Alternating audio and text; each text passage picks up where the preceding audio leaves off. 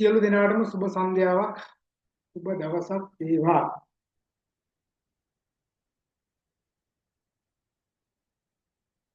යාළුවෝ එකතු වෙමින් ඉන්නේ නේ.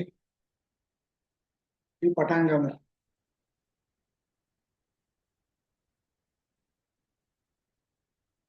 අපි සමාජීය වගකීම් වර්ග ගැන තමයි අද දවසේ කතා කරන්න තියෙන්නේ. මම මාතෘකාව දුන්නා. සමාජීය වගකීම් වර්ග කියලා කතා කරා. ඒකෝට දැන් මේකේ කතා කරන්න ඕනේ අපි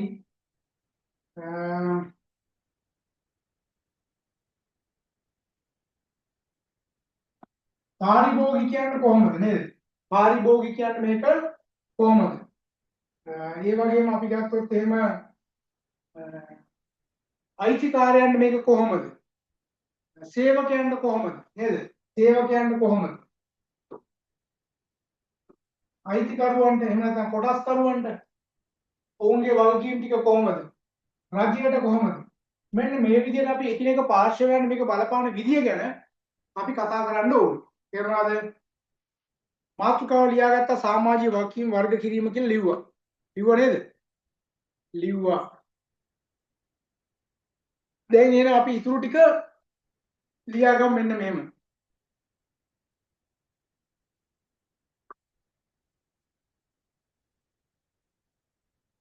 ව්‍යාපාරික සමාජීය වගකීම්. ව්‍යාපාරික සමාජීය වගකීම්.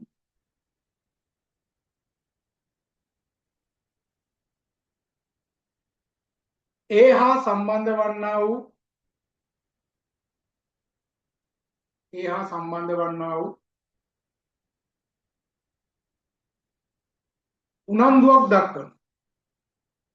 උනන්දුවක් දක්වන.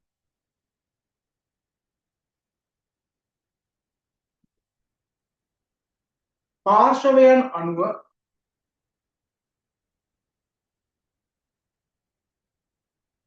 හෝ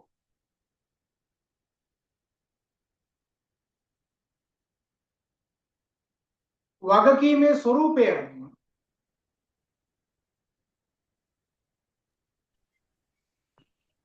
පහත පරිදි වර්ග කර දැක්විය හැකිය.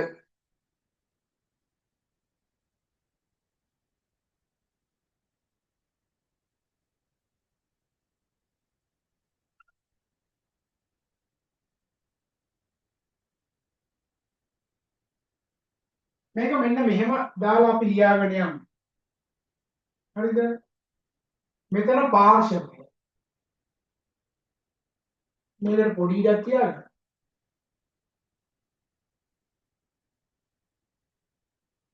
මෙතන වගකීම්. එතකොට අපි පළවෙනි පාර්ශවය ගත්තාම පාරිභෝගිකයන් ගත්තා. එහෙම හිතන්නකො පාරිභෝගික.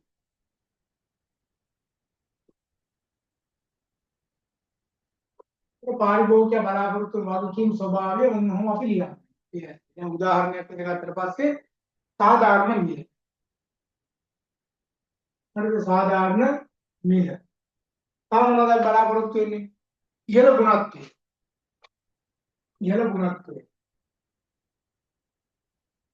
ඔයා බඩුව ගන්න කියලා පස්සේ බලනවා නේද? බලනවා අනිවාර්යෙන් බලනවා. භාණ්ඩයේ සංවර්ධන. හැමදාම එක විදිහට හම්බෙන්නේ නැතුව වෙනස් වෙන්න ඕන.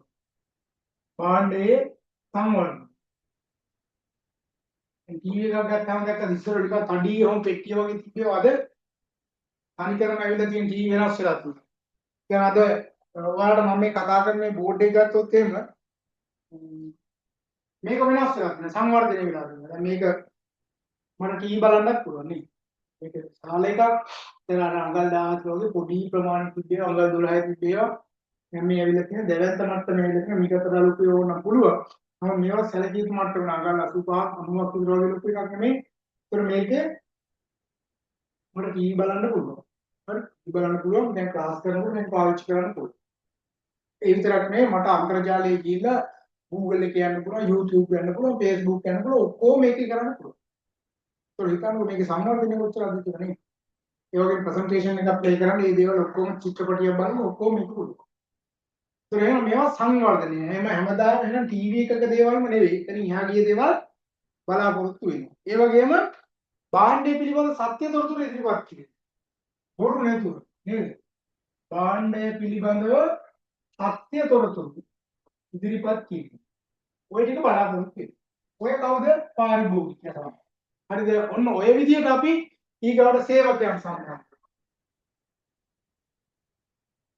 හරි ඔය විදිහට අපි ඉස්සරහට යමු. මේ විදිහට ලඝුවක් ගහගන්න පාර්ශවයේ එයා පැත්තේ දැම්ම වගකීම කියලා. නැත්නම් වගකීම.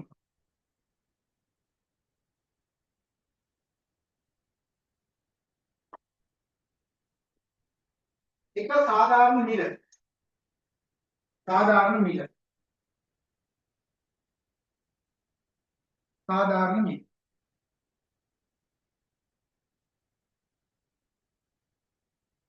ඊට ඉහළ ගුණත්වය. ඉහළ ගුණත්වය.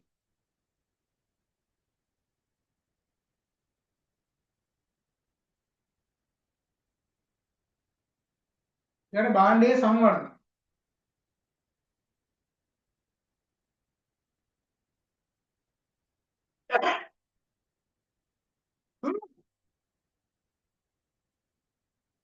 භාණ්ඩයේ සංවර්ධන.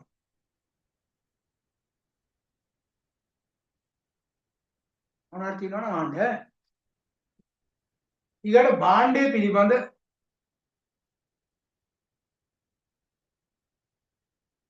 සත්‍ය තොරතුරු ඉදිරිපත් කිරීම. බොරු වෙන්න බෑ නේද? ඇත්තම ඒවා මේ පස්සේ තියෙන්න ඕනේ. දැන් ගොඩාක් තැන්වල එහෙම බොරු ඒවා තියෙනවා. ඒක වෙන්න බෑ.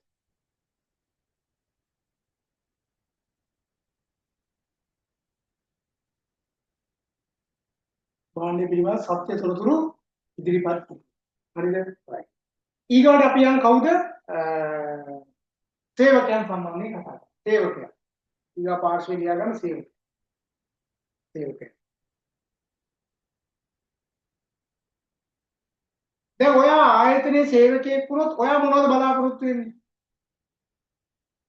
ඔයා ආයතනයේ සේවකයෙක් විදිහට මගේ ආයතනයේ වැඩට එනවා. හරිද? හරි ආවා.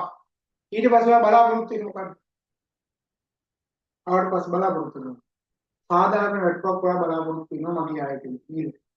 ඒ වගේම සුබ සාධනයේ උපරිම මට්ටමේ ඔයා තියෙයි කියලා බලාපොරොත්තු වෙනවා. ඊගාවට අපි ගත්තට පස්සේ ඔයාගේ රැකියාවේ සුරක්ෂිතභාවය ඔයාට විශ්‍රාම වෙනකම් මංගල වැඩ කරන්න පුළුවන් කියන විශ්වාසය ඔයාගාව ඇති වෙන්න ඕනේ. ආයේ ඒ වගේම ඔයාට වෘත්තීය වශයෙන් ඔයාගේ රැකියා ජීවිතය සංවර්ධනය කරගෙන දැනුම ළඟා කරගන්න පුළුවන් ආරවල් ටික හදලා දෙන්න ඕනේ. හරි? ඊළඟට එක සාධාරණ වැටුප්. සාධාරණ වැටුප්. සාධාරණ වැටුප්. දෙක සේවක සංවර්ධනය.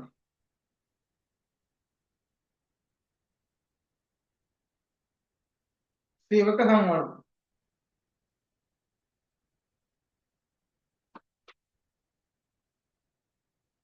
ඊගොඩ සේවක සුබ සාධන.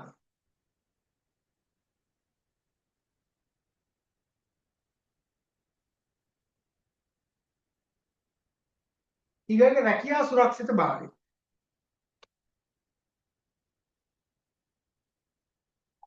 රැකියා සුරක්ෂිතභාවය.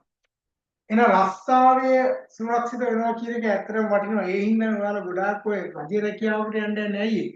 අංක එකටම තියෙන්නේ රැකියා සුරක්ෂිතභාවය. රස්සාව අහිමි වෙන්නේ නැහැ. දෙවෙනි කාරණේ තමයි විශ්‍රාම වැටුප. ඔන්න ඔය සාධක දෙක මත පදනම් වෙලා තමයි යම් කිසි කෙනෙක් රජ රැකියාවක් තෝරගන්නේ. එතකොට එහෙම නැත්නම් කවුරු හරි පෞද්ගලිකාංශයේ තෝරගන්න පුළුවන් නේ. දැන් පෞද්ගලිකාංශයේත් අපි හිතමු එයා කොමර්ෂල් බැංක් එකේ රස්සාව කරනවා. රැකියා සුරක්ෂිතද නැද්ද? සුරක්ෂිතයි. DFCC බැංකුව, පෑන් ඒෂියා බැංකුව අපිට හිතන ඒවා අද හෙට වැටෙන බැංකුව නෙවෙයි. නේද? ඒකෝර අන්න එහෙම රැකියා සුරක්ෂිතභාවය තියෙනවා. ඒ අයට ඉවර වෙද්දී රස්සාවෙන් අයින් වෙලා යද්දී විශ්‍රාම වැටුපක් නැතුණත් ෆන්ඩ් එකක් හම්බ වෙනවා. ඒක හොඳයි. නමුත් ඔයාලට හම්බ වෙන්නේ අපි හිතමු පෞද්ගලික ආයතනයක් විදිහට අපි හිතමු දිනපාල හරි එහෙම නැත්නම් අපි හිතමු ශායිකේ හරි එහෙම නැත්නම් සීතා කියලා හරි එහෙම නැත්නම් අපි අමරතුංග කියලා හරි නේද? ඔය වගේ නමකින් විතර එදිරි සිංහ කියලා හරි ඔය වගේ ආයතනයක වැඩ කරන්න හම්බෙනවා. එයාලගේ පෞද්ගලික ආයතන. එතකොට අපිට තේරෙනවා ඒ කියන ආයතනය ලොකු ජනප්‍රිය වෙච්ච රට පුරා ව්‍යාප්ත වෙච්ච එකක් නෙවෙයි. එතකොට අන්න අර සුරක්ෂිතභාවය මොකද වෙන්නේ? අඩුයි නේද? අන්න ඒ නිසා අපි බලනවා සේවකයෙක් විදිහට ඒ සුරක්ෂිතභාවය තියනවද නැද්ද කියලා. ඒ නිසා ඔයාලට මම කියන්නේ රස්සාවකට ඇප්ලිකේෂන් දාන්න යනකොටම හොඳට බලන්න. හොඳට බලන්න. මේ කියන ආයතනයේ දිගු කාලීනව තිබ්බේ ගද්ද ඊයේ කියලා තමන්ට විශ්වාස කරන්න පුළුවන්ද කියලා. එහෙම නැත්නම් සමහරවිට තමන් ආයතනයකට යනවා කැමැත්තෙන් බොහොම කැමැත්තෙන් සතුටින් වැටි කරගෙන යනවා වැඩේ තියෙන්නේ අවුරුද්දක් දෙකක් ඇද්දි ආයතනෙ වැයෙනවා. එහෙම වැඩක් නැහැ. ඊගාට ලියාගන්න කොටස් ඉන්න. කොටස් ඉන්න.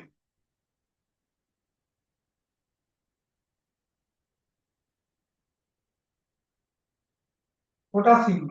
දැන් කොටස් හිමිය කියලා කියන්නේ කාටද? අයිතිකාරයට තමයි කොටස් හිමියා කියලා කියන්නේ උතන දැන්.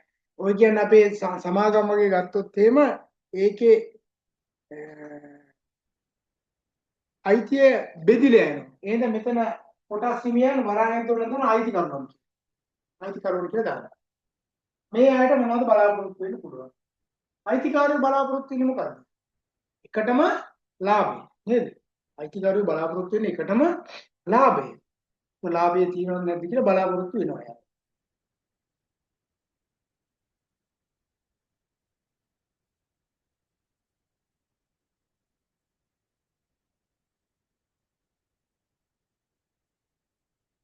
හරි. තියාගන්න අයිතිකාරයෝ සම්බන්ධ එක ලාභය. ලාභය. දෙක මෙයාලා යොදපු මුදල් වල සුරක්ෂිතභාවය. දැන් මම ඉන්වෙස්ට් කරලා තියෙනවා ලක්ෂ 50ක්. ඒතකොට එනවා මට ඒ ලක්ෂ 50 ලැබෙයි කියන විශ්වාසයක් තියෙනවා. ලාභයක් ඕනේ. හැබැයි ලක්ෂ 50 සුරක්ෂිත වෙන්න ඕනේ. දෙක ප්‍රාග්ධනයේ සුරක්ෂිතභාවය. ප්‍රාග්ධනයේ සුරක්ෂිතභාවය. ඒ වගේම ව්‍යාපාරයේ දීර්ඝකාලීනව තියෙයි කියලා මගේ විශ්වාසයක් තියෙනවා. ඒක තියෙන්න ඕනේ. ඊගාක ව්‍යාපාරයේ දීර්ඝකාලීන පැවැත්ම. ව්‍යාපාරයේ දීර්ඝකාලීන පැවැත්ම.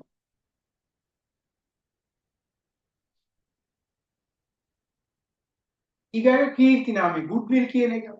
ව්‍යාපාරයේ දිනෙන් දින ඉස්සරහට එන්න ඕනේ. දැන් ඔය සීගල් කියනවා නේද? බාස් කියනවා නොකියා ඈ සැම්සුන් ඔය තියෙන ඉස්සරහට නේද? iPhone ඉස්සරහට නම් ඒවා. ව්‍යාපාරයේ කීර්ති නාමය.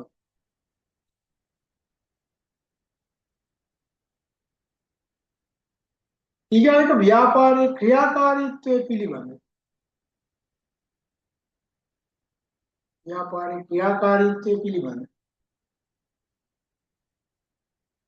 සත්‍ය තොරතුරු හෙළිදරව් කිරීම.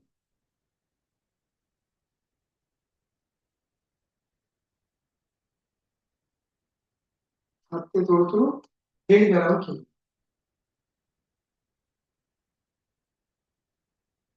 ඔය කොටස් නියෝ අයිතිකාරය. ඊගාට අපි ගත්තාම රාජ්‍යය. රාජ්‍යය මොනවද? ඊගාට යන රාජ්‍යය.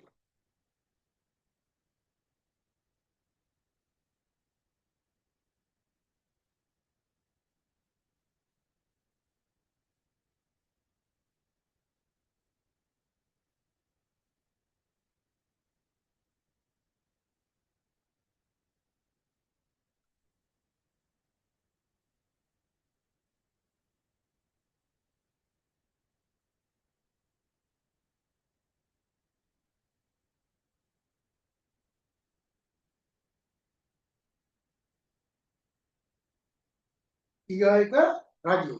රාජ්‍යයට මොනවද ඕන වෙන්නේ? නීත්‍යානුකූල එකඟතාවය. ඊළඟ නීත්‍යානුකූල එකඟතාවය.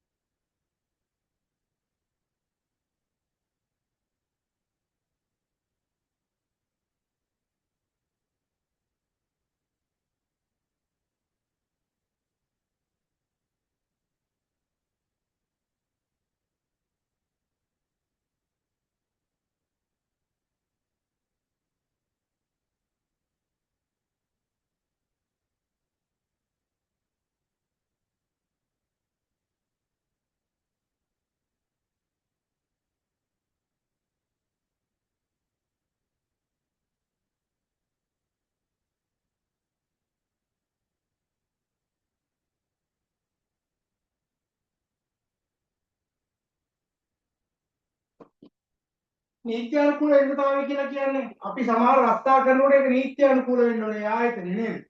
ආයතන නීත්‍යානුකූල කියන්නේ වෙලාවට බදු ටික ගෙවා ගන්න ඕනේ, ලියාපදිංචි ටික කරගන්න ඕනේ, බාහිර දේවල් ඔක්කොම කරන්න ඕනේ. මේ විදිහට ඔක්කොම. හරි? ඊගාවට රජයේ ප්‍රතිපත්ති සහ අනුපනත් වලට අදාළව රජයේ ප්‍රතිපත්ති සහ අනුපනත් වලට අදාළව කටයුතු කිරීම.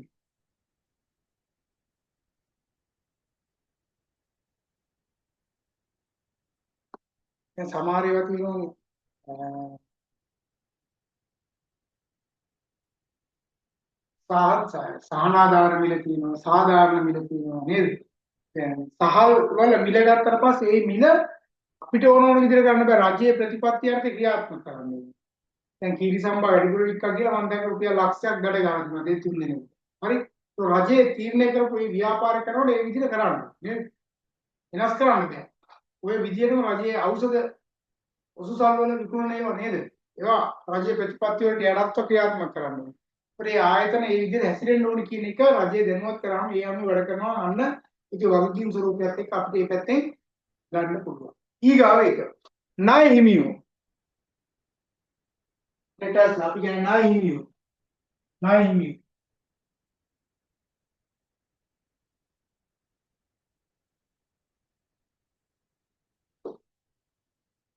කවුද ණය හිමියන් කියලා කියන්නේ? ආයතන විසින් ණයට අරගෙන සල්ලි ගෙවන්න ඉන්න අය. මෙන්න මේ අය. තේරුම් ගන්න. මේක තමයි ආයතන. හරිද?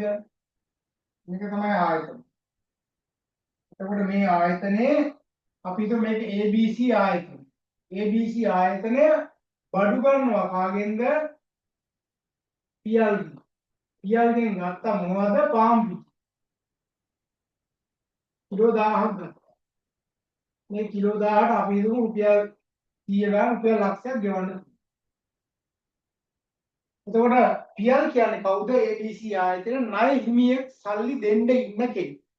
බැරි වුණත් ABC ආයතනයෙන් කමල් අපි හිතමු මෙයාගේ පාම් ගත්තා කියලා. අර පාම් අරගෙන පාම් වලට මෙයා ගෙවන්න තියෙන රුපියල් 10000. එතකොට මෙන්න මේ කමල් කවුද? ණය ගැතියා කියලා අපි කියන්නේ. ගැතියා කියලා කියන්නේ ඔළුව රමාගෙන ඉන්න ගැතියා කියලා කියන්නේ. එතකොට ගැතියා කියන්නේ දෙන්න ඉන්නේ කියලා. හරි? ගන්න ඉන්නේ කියලා කවුද? හිමියා. ආයතනයේට පියල් කියන්නේ හිමියෙක්. සල්ලි අපි සල්ලි පියල් කියන්නේ ණය හිමියෙක්. කමල් කියන්නේ ණය ගැතියා. අපිට දෙන්න තියෙන. එතන ආයතනයේ දෙන්න තියෙනවා නම් ආයතනයේට එයා ණය හිමියෙක්. ආයතනයට ලැබෙන්න තියෙනවා නම් ආයතනයට එයා ණය ගැතියා. ඒත් මෙන්න මේ පාර්ශවයන් මේ වගකීම් කොයි විදිහට දැරෙන්නේ කියන එක තමයි අපි මේ කතා කරන්නේ. එහෙනම් පළවෙනි එක ණය හිමියා. ණය හිමියෝ කියලා කියන්නේ එයා තමයි ව්‍යාපාර ණයට දීලා තියෙන්නේ. එහෙනම් එයාගේ ණය මුදල සුරක්ෂිත වෙන්න ඕනේ. වෙලාවට ඒක අපහු ගෙවන්න ඕනේ. නේද? අර බැංකුව වගේ. ඒකේ වගකීම් යටතේ දාලා ණය මුදලේ සුරක්ෂිතභාවය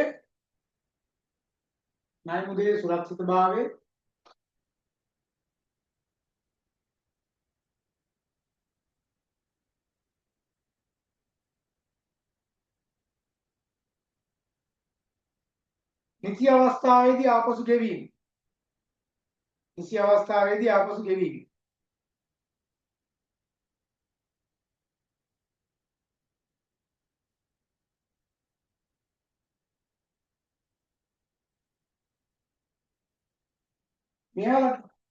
මෙයාලගේ පැත්තෙන් ගත්තොත් සාධාරණ කොන්දේසි තියෙන්න ඕනේ, වැඩිපුර ගන්න නැති වෙන්න ඕනේ. මෙයාට මෙයාගේ ව්‍යාපාරය දියුණු කරගන්න පුළුවන් විදිහට මෙයාට උදව් උපකාර කරන්න ඕනේ. මේ නැත්තම් යන්න බෑනේ. ඊගොල්ලෝ කියන ණය ගැතියන්. ණය ගැතිය.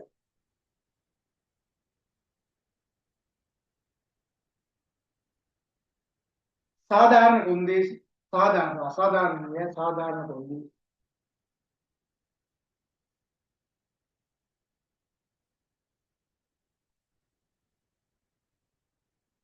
ඒ වගේම ව්‍යාපාරේ ගොඩනගා ගැනීමට සහාය වෙනවා. ව්‍යාපාරේ ගොඩනගා ගැනීමට සහාය වෙනවා.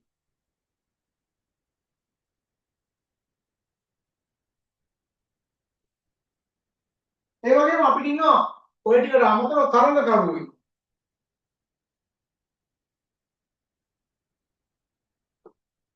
තරඟකරුවෝ.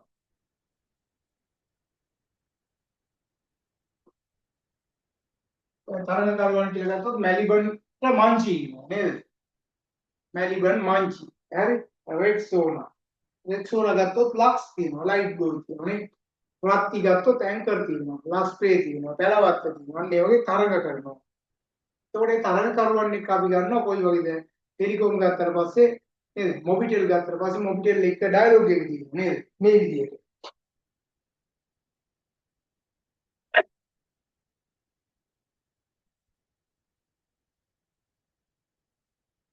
තියාගන්න. තරඟ කරුවන් කියන එකත් අපි කියන සාධාරණ තරඟය. සාධාරණ තරඟය. සාධාරණ තරඟය.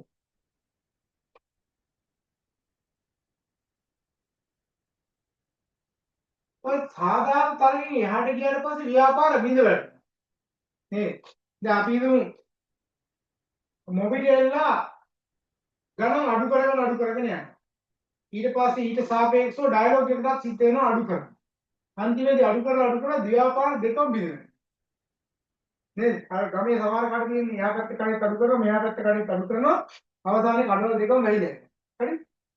නේද? තරගේ සාධාරණ තරගයක් තියෙනවා. අසාධාරණයක් නොවේ.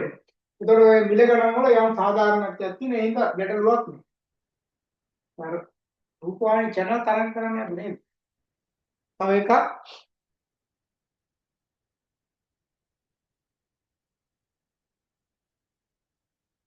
තරඟකරුවන්ගේ පෞද්ගලිකත්වයට බලපාන පරිදි කටයුතු නොකිරීම. තරඟකාරීත්වයට බලපාන පෞද්ගලිකත්වයට බලපාන පරිදි කටයුතු නොකිරීම.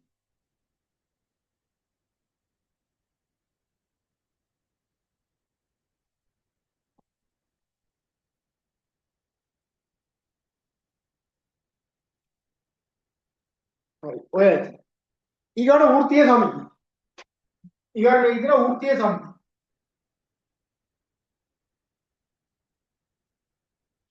වෘත්තීය සමිතිය.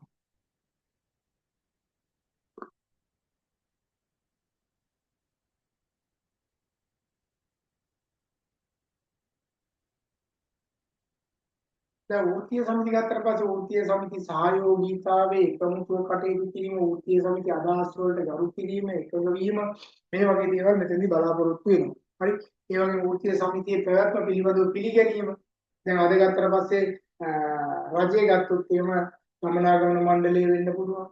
කජ්ජතෙල් නීතිගත සංස්ථාව වෙන්න පුළුවන්. විදුලි බල මණ්ඩලය වෙන්න පුළුවන්. ඒ වගේ දින වෘත්තීය සමිති පිළිගන්නවා නේ. ලංකා බැංකුව වෙන්න පුළුවන්. ඒතර ඒ වෘත්තීය සමිති පිළිගැනීම උන්ගේ පැවැත්ම තහවුරු කිරීම ඒක හෙදියන්ගේ වෘත්තීය සමිතිය වෙන්න පුළුවන් වෛද්‍යවරුන්ගේ වෙන්න පුළුවන් ඒවා නැති කරනවා නෙවෙයි පැවැත්ම තහවුරු කරලා අරගෙන යන වැඩ පිළිවෙල. තියාගන්න වෘත්තීය සමිති කියලා ඒ අර්ථයේ වෘත්තීය සමිතියේ පැවැත්ම පිළිගැනීම.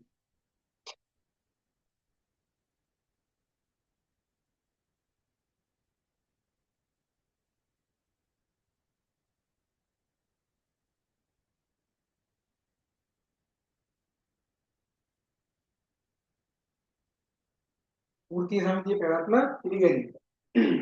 දෙක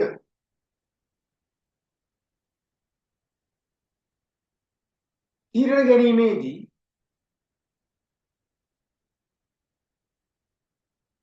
සහයෝගීව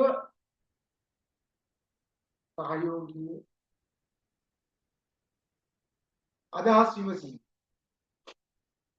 සහයෝගීව අදහස් විමසීම. තමන් හිතේ තීරණ ගන්න යන්නේ නැහැ. ඊගොඩ අපි අර සාමූහික කිවිසුම් මත දෙපාර්ශ්වයේ එකඟතාවයෙන් ඇති කරගන්නේ වන්නේ ඒවට ගරු කරනවා.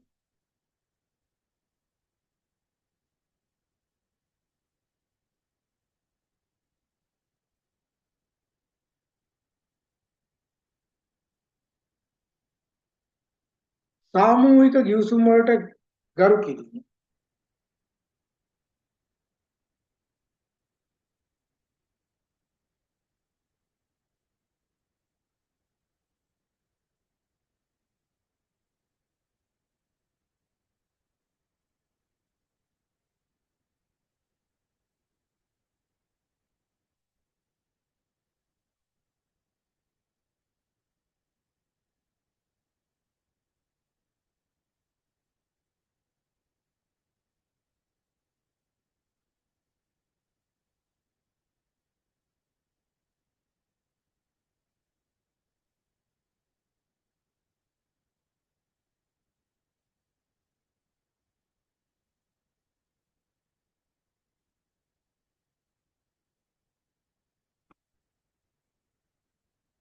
සාමූහික දිවිසුම් වලට ගරු කිරීම. ඊගාව එක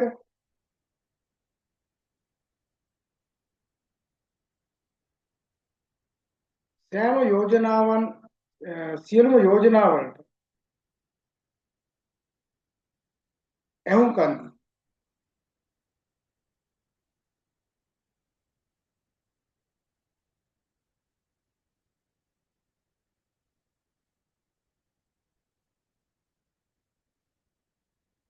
සියලු යෝජනාවන් වලට ඇහුම්කන් දී.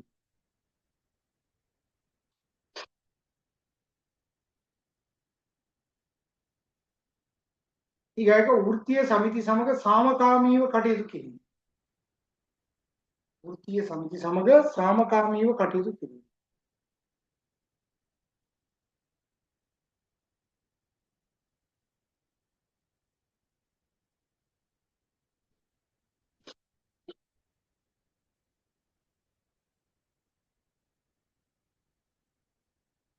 තව ඕන පොදුවේ අපිට ගහන්න පුළුවන් සමස්ත ප්‍රජාව. එතන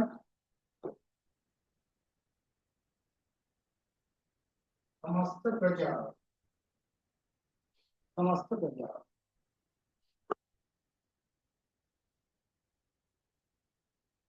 පරිසර සංරක්ෂණය යාළගේ වාක්‍යයෙන් පරිසර සංරක්ෂණය.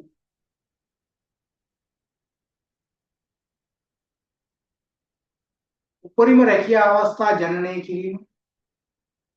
උපරිම රැකියා අවස්ථා ජනනය කිරීම.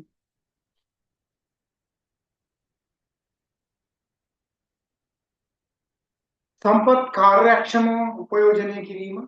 සම්පත් කාර්යක්ෂම උපයෝජනය කිරීම.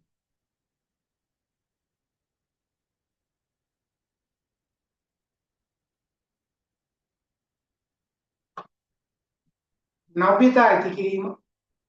නව්‍යතා ඇති කිරීම.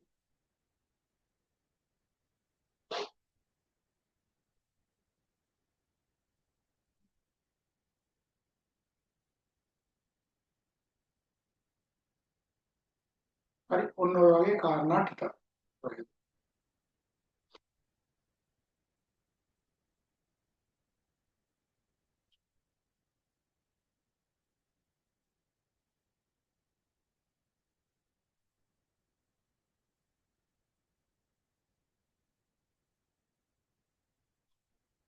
යටින් ලියාගන්න මේ ටික ඔක්කොම ඕන අපිට තව විදිහකට අඳුරා ගන්නත් පුළුවන්. ලියාගන්න මෙහෙම දෙදකි.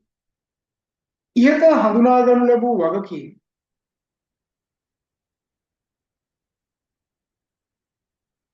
ඉහත හඳුනා ගන්න ලැබූ වගකීම්.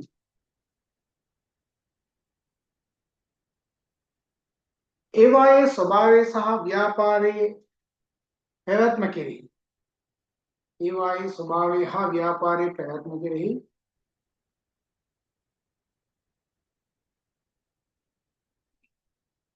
ඇති කරනු ලබන බලපෑමේ ප්‍රමාණය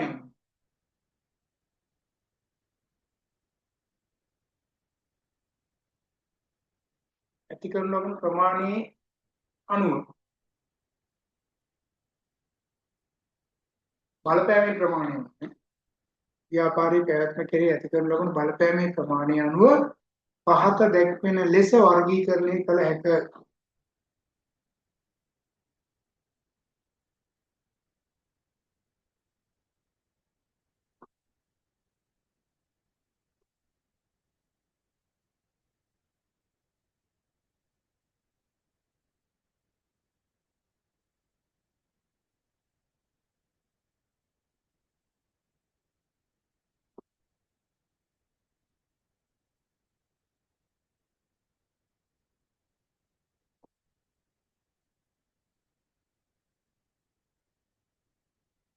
දැන් ආර්ථික නෛතික සදාචාරාත්මක සහ පරාර්ථකාමී කියලා අපිට ওই හතර හඳුනා ගන්න පුළුවන්. අර කියපු ඔක්කොම ටික එක ගොඩනගගෙන යන පරිලහයට කතා කරොත් ආර්ථික වගකීම්, නෛතික වගකීම්, සදාචාරාත්මක වගකීම් සහ පරාර්ථකාමී වගකීම් කියලා කොටස් හතරකට බෙදා ගන්න පුළුවන්. එක ලියා ගන්න ආර්ථික වගකීම්. economic responsibility එක. ආර්ථික වගකීම්.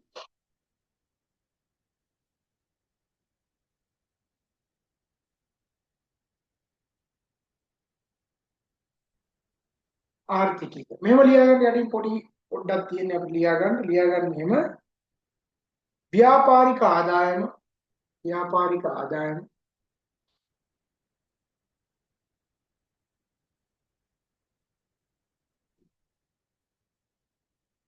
වියදම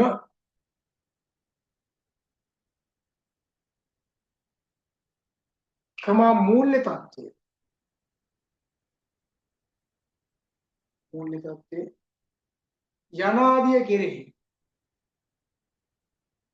යනාදිය කෙරෙහි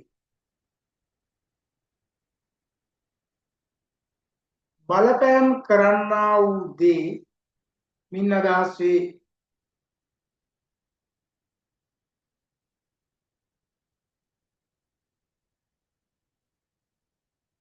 මේවා ඉටු කිරීම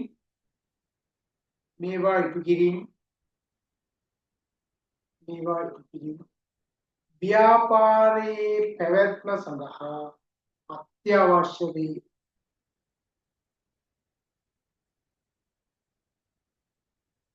දැන් නිකන් උදාහරණ ලියන්න ඕනේ නැහැ. දැන් ව්‍යාපාරයේ ලාභය නැත්තම් ව්‍යාපාරය අපිට යන්න පුළුවන්. බෑ ව්‍යාපාරේ ලාභය උනේ. මේ වගේ. ඒ වගේ සම්පත් කාර්යක්ෂම ප්‍රයෝජනෙ කරන්නේ. මේ දිග. ඊගොඩ ලීගල් රෙස්පොන්සිබිලිටි එක. නෛතික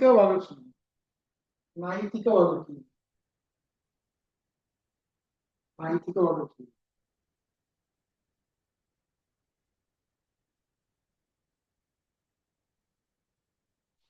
ඒ කියන්නේ නීතිමය කියන එක අදහස් වෙන්නේ මොකක්ද? නෛතික කියන්නේ නීතිමයනේ. ඒක රජයේ තියෙන නීති රීති රෙගුලාසි වලට අනුව ව්‍යාපාරය කරගෙන යන්න ඕනේ. උදාහරණයක් විදිහට මොකද්ද? දැන් අපි හිතමු සමාගමක් ආරම්භ කරා නම් ඒ සමාගම 2025 නම් 26 නම් 24 නම් ඒ අවුරුද්දක් එක ගත්තට පස්සේ අප්‍රේල් 1 වෙනිදා ඉඳන් ඊගා අවුරුද්දේ මාර්තු 31 දක්වා කාලයට අදාළ බදු ගෙවන්න ඕනේ. මෙහෙම ලියන්නේ 2024 4යි එකෙන් පටන් ගත්ත ගිහි කාලච්ඡේදය වෙනවා 2025 3:31. ඒක නීති අනුකූල භාවයක් තියෙන මෙන්න මේ අවුරුද්ද ඇතුළත ආණ්ඩුවට බදු ගෙවන්න. ඒක ගෙවන්නත් එකවර ගෙවන්නත් බෑ. මේක කාර්තු තියෙනවා. කාර්තු 4කට බෙදලා. මේක එකක් ගත්තට පස්සේ ජූනි මාසේ 6යි 30 වෙනිදා ගෙවන්න. ඊගොල්ලෝ සැප්තැම්බර් මාසේ 30. ඊගොල්ලෝ දෙසැම්බර් 31. ඊගොල්ලෝ 3:31. ඔන්න මාස 3න් තුනට කාර්තු 4කට බෙදලා ඕවා ගෙවාගෙන යන්න කියන එක තමයි කියන්නේ. ඒතකොට මම මේ එක කාරණාවක් කිව්වා. පසුවල දන්නවා වඩු කර්මාන්තශාලාවක් නම් වඩු කර්මාන්තශාලාවේ ආරම්භ කිරීමට කලින් පරිසර වාර්තාවක් ගන්නවා. මේ මූලක් පටන් ගන්න ඉතල පරිසර වාර්තාවක් ගන්නවා. මෙන්න මේ දේවල් ගන්න ඕන. ව්‍යාපාර නාම ව්‍යාපෘති මේ පාඩයට ව්‍යාපෘති කරලා තියෙන්නේ. ඒතකොට අන්න ඒ දේවල් මොකද්ද? නීත්‍යානුකූල තත්ත්වයක්. ඒතකොට නීත්‍යානුකූල තත්ත්වයන් වලට අනුව කටයුතු කරන්න ඕනේ. දැන් පාමසීලා ඉස්සර වගේ නෙවෙයි දැන් අනිවාර්යයෙන්ම ඒසි කරලා තියෙනවා. මේ වගේ දේවල් ගත්තට පස්සේ ඒවා නීත්‍යානුකූල තත්ත්වයන් බවට පත් වෙනවා. තියාගන්න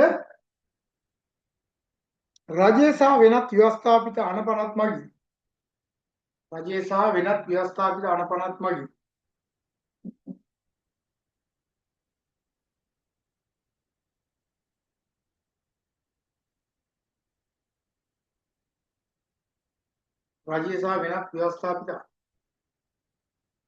අනපනත් මගින් මෙත ආයතන මගින් අනපනත් මගින් පනවනු ලබන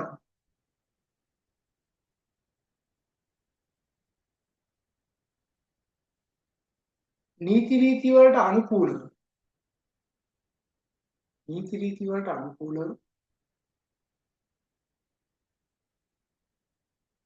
ව්‍යාපාරික කටයුතු මෙහෙයවීම මින් අදහස් කෙරේ.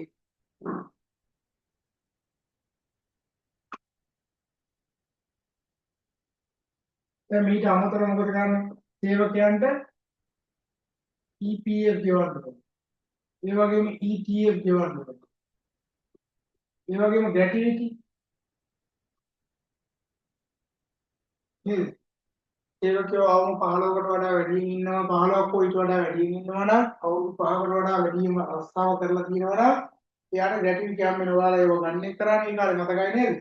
අන්තිම වටුපෙන් භාගයක් අරගෙන ගත්තේ. අන්න ඒ ගැටිවිටි මේ ඔක්කොම මේ වාස්තු තියෙන්නේ ඈ. උදාහරණ ලියන්න ඕනේ නැහැ පැහැදිලි. ඊගාට සදාචාරාත්මක වගකීම්. සදාචාරාත්මක වගකීම්.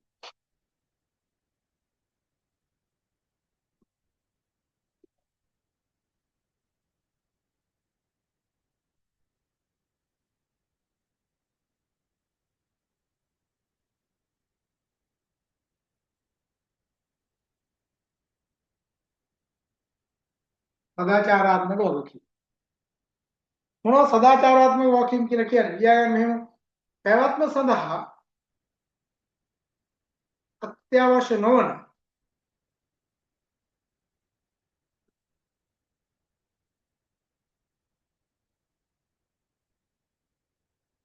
ඒත් සමාජීය පාර්ශවයන්ගේ අපේක්ෂාවන් වන බැවින්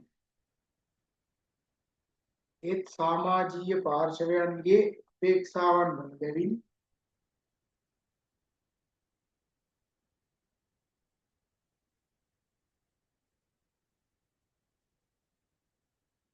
ඉටු කිරීමට සිදුවන වගකීම් මින් අදහස් වේ. පැවැත්ම සඳහා අත්‍යවශ්‍ය නොවන ඒත් සමාජීය පාර්ශවයන්ගේ අපේක්ෂාවන් වන බැවින් ඉටු කිරීමට සිදුවන වගකීම් මින් අදහස් වේ.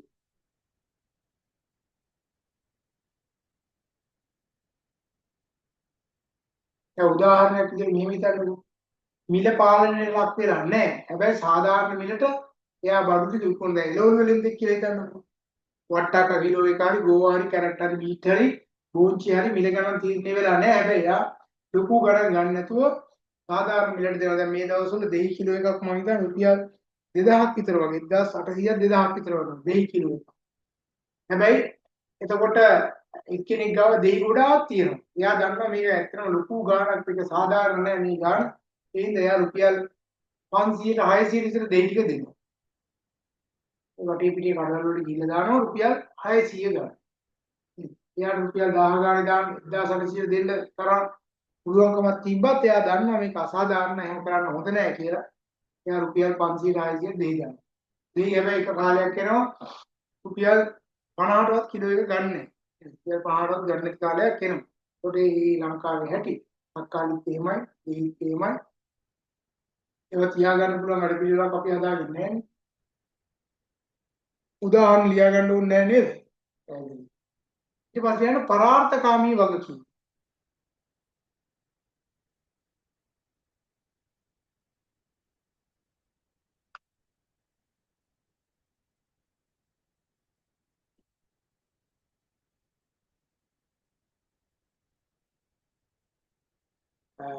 දැන් ඕකෙදී බලාපොරොත්තු වෙන්නේ නැහැ සමාජය. නමුත් අපි කරනවා. ඊයන් පැවැත්ම සඳහා අත්‍යවශ්‍ය නොවන පැවැත්ම සඳහා අත්‍යවශ්‍ය නොවන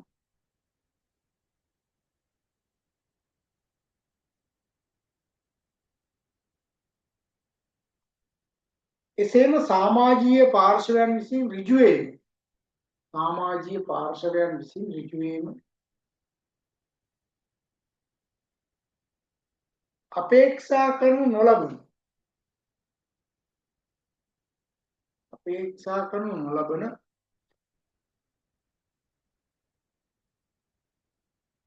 එහෙත් ව්‍යාපාරයේ විසින් ස්වේච්ඡාවෙන් එහෙත් ව්‍යාපාරයේ විසින් ස්වේච්ඡාවෙන්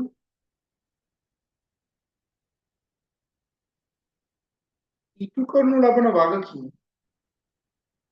මේ අර්ථයට ගැනේ.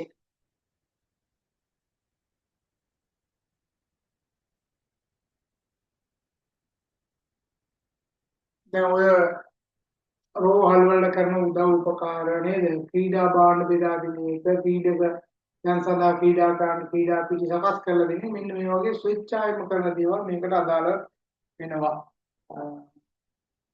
දැන් ව්‍යාපාර ආයතනයක අපි මේක සමාජීය වගකීම් ගත්තොත් මෙහෙම සුකරේතු ස්වභාවය මත පදනම් වෙලා අපි ගත්තොත් එහෙම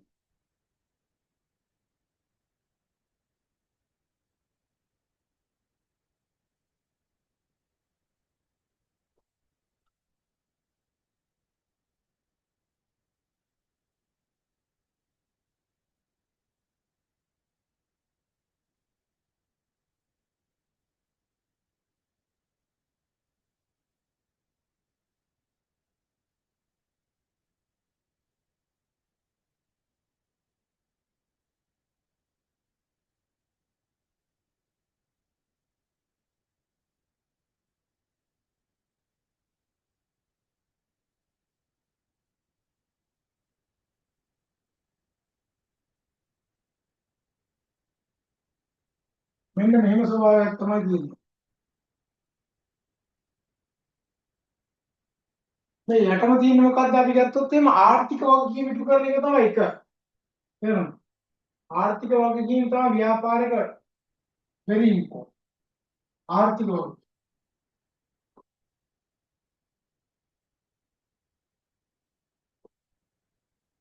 මේක තමයි වැදගත්.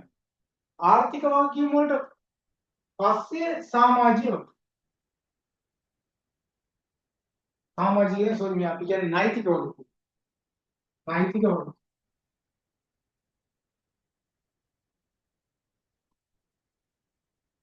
නෛතික වගකීම් වැදගත්. ඊට පස්සේ තියෙනවා මොකද්ද? සදාචාරාත්මක වගකීම්.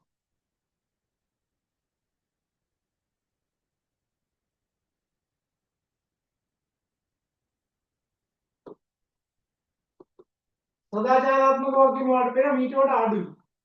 නේද? ඊට පස්සේ උඩින්ම තියෙනවා මොකද්ද? පරාර්ථකාමී වගකීම්. ඒවා ටිකක් හොඳටම අඩුයි.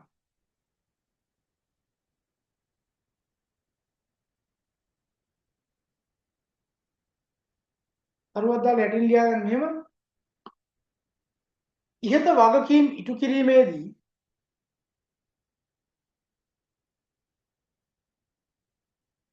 ආයතනයක් විසින් පහත ආකාරයෙන් හැසිරෙනු දක්නට ලැබේ. ඉහත වගකීම් ඉටු කිරීමේදී ආයතනයක් විසින් පහත ආකාරයෙන් හැසිරෙනු දක්නට ලැබේ.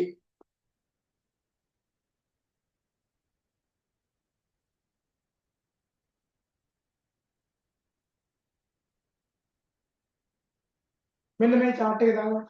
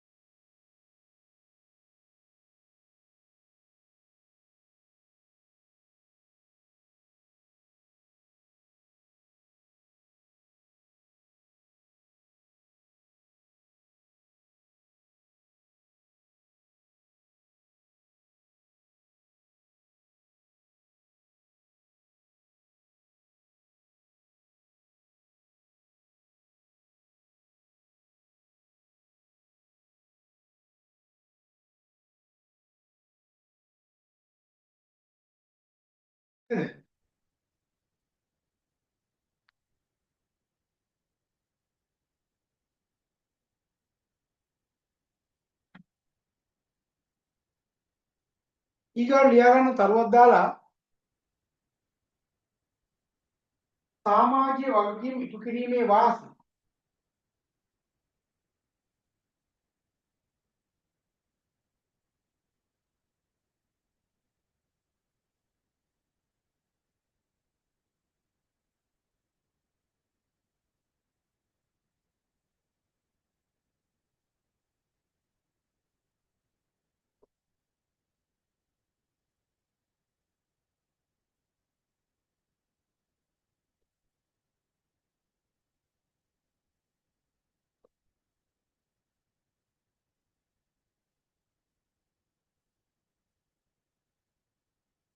දැන් ආයතනයකට සමාජීය වගකීම් ඉටු කරපුවාම මොනවද ගන්න පුළුවන් වාසි?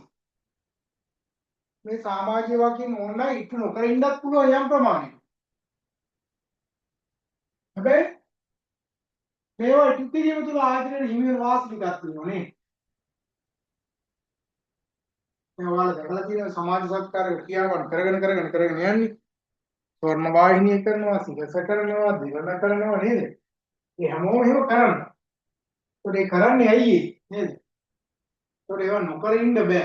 ඒ යුනිලිවර් එකෙන් කරනවා, LOLC එකෙන් කරනවා නේද? මෙහෙම කරගෙන යන්නේ. වාසි මොකද්ද? දැන් එහෙම කරන්න දෙරණ නේද? ඊට පස්සේ සහන යාත්‍රා, ගම්මැද්ද. ඔය වගේ යන්නේ වැඩසටහන් කරන්නේ නේද? ඒතකොට කීර්තිනාමය මොකද වෙන්නේ ආයතන වල? කීර්තිනාමය වැඩි වෙනවා. කීර්තිනාමය වර්ධනය වෙනවා. මේ ආයතනය හොඳයි මෙහෙම හොඳයි LOLC. මම දැක්ක LOLC ළමයිට පොත්පත් දෙනවා, බෑග්ස් දෙනවා, ඒ වගේ දේවල් කරනවා නේද? එතකොට අන්න ඒ වගේ දේවල් එක ආයතනයේ ප්‍රතිරූපේ වර්ධනය වෙනවා. ලියාගමු අපි කීපයක්. ව්‍යාපාරයේ කීර්තිනාමයේ වර්ධනය වීම. අද වර්ධනය කිරීම.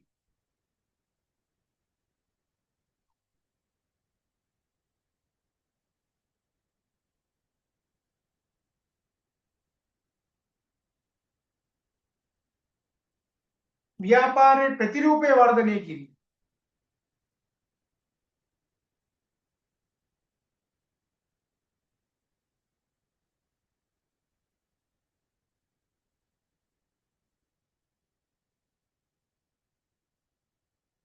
ව්‍යාපාරයේ ප්‍රතිරූපේ වර්ධනය කිරීම.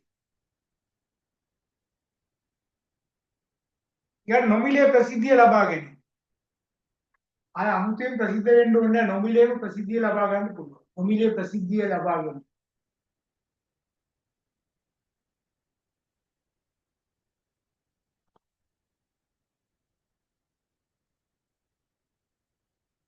දැන් එහෙම ආයතනයක තමන්ගේ භාණ්ඩ හා සේවාවල තියෙන ඉල්ලුම මොකද වෙන්නේ? වැඩි වෙනවා නේද? භාණ්ඩ සඳහා ඇති ඉල්ලුම ඉහළ යනවා.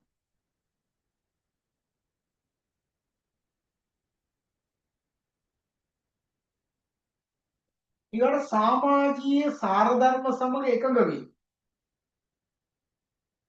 සමාජීය සාරධර්ම සමග එකඟ වීම.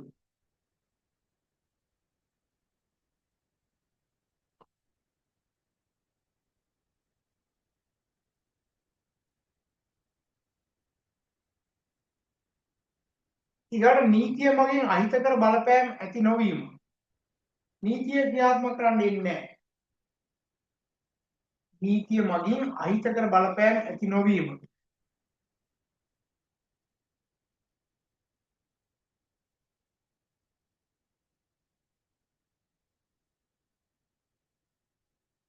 ඊගායක ව්‍යාපාරයේ දීර්ඝකාලීන පැවැත්ම තහවුරු වීම. ව්‍යාපාරයේ දීර්ඝකාලීන පැවැත්ම තහවුරු වීම.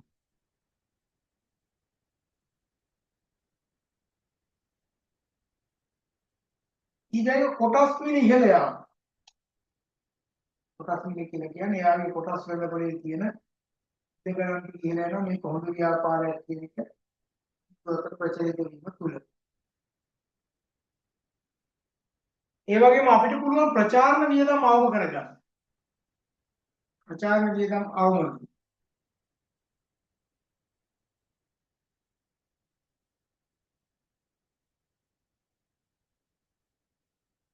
කොහොම නමුත් අපිට වැදගත් වෙන ඊගාව කාරණේ තමයි ඔය මේ සමාජීය වගකීම් ඉටු කරන්න යනකොට අපිට පිළිවෙලක් දරන්න වෙනවද නැද්ද? පිළිවෙලක් දරන්න වෙනවා. හොස්පිටල් එකක් හදලා දෙන්න හරි, ක්‍රීඩා පිට්ටනියක් හදලා දෙන්න හරි, මේ මිනිස්සුන්ට නිකම් බඩු ටිකක් දෙන්න හරි නේද?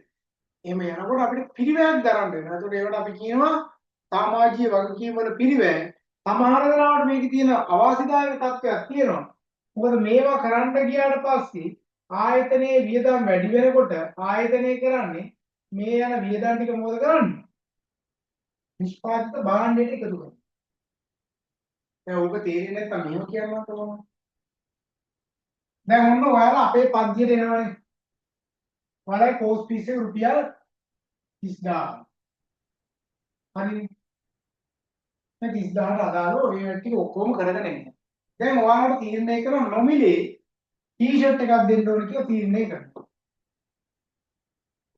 මේක රුපියල් 2000ක් යනවා. පොත් වර්ගයක් තියෙනවා ඒ ටිකක් නොමිලේ දෙන්න ඕන කියලා හිතන ඒකට රුපියල් 1500ක් යනවා. හැබැයි මේ ටී-ෂර්ට් එක දෙන්නත් පුළුවන් නොදෙන්නත් පුළුවන්. නමුත් මේ ටී-ෂර්ට් එක දෙනවා. පොත් ටිකක් දෙනවා. දැන් මොකද වෙන්නේ? රුපියල් 3500ක්. ඔයාලගෙන් මේක ගත්තේ නැත්නම් ආයතනයට සිද්ධ වෙනවා 3500 ඕක අතින් දරන්න. ඒකට පෝස්ට් fee එක හරියට 26500ක් වගේ. දැන් මේක දරා ගන්න බැරි නම් ආයතනය කරන්නේ මොකද්ද? ඔයාලට මේ ටික දෙනකොට සම්පූර්ණ පෝස්ට් fee එකට මේක ඇඩ් කර ගන්නවා. සමහරවිට දැන් ඔයාලගේ පෝස්ට් fee එක 3500යි. ඒත් මේ සමාජයේ පේන්න මේක කරන්න ගියාට මොකද වෙලා තියෙන්නේ? ගාණක් මේකට එකතු වෙලා. නේද? ගාණක් එකතු වෙලා. ඒ නිසා භාණ්ඩ වල පිළිවෙල සමහරවිට නිෂ්පාදනය කරලා ඉහළ දාන භාණ්ඩයේ පිළිවෙල වැඩි කරලා වෙළඳපොලේ මිල පවා වැඩි වෙන්න පුළුවන්. තියාගන්න තරුවක් දාලා සමාජීය වගකීම් වල පිළිවෙල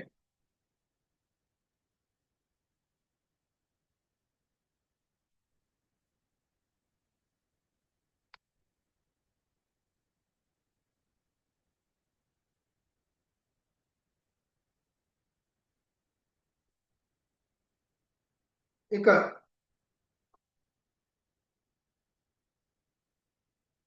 ලාභ උපරිම කිරීමේ සංකල්පයට පටහැනි වීම.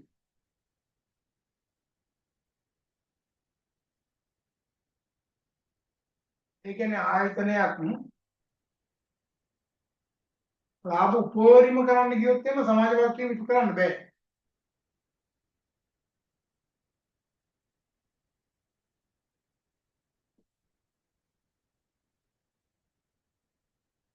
ඊළඟට සමාජීය වගකීම් ඉටු කිරීම සඳහා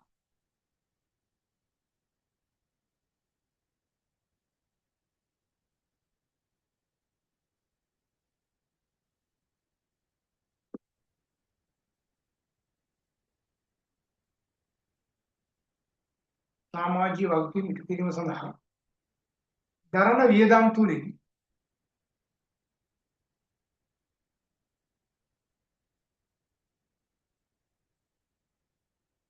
භාණ්ඩ හා සේවාවල මිල ඉහළ යා හැකි වීම.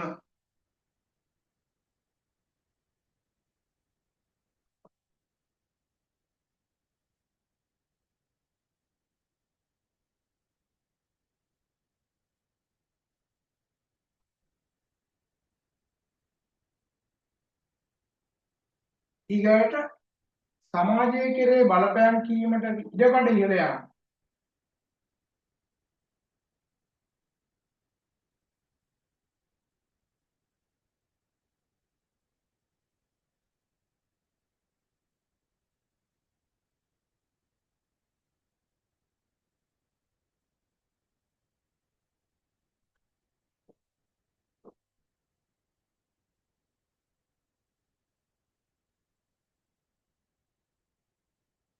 ඊගාට කළමනාකරුවන්ගේ අවධානය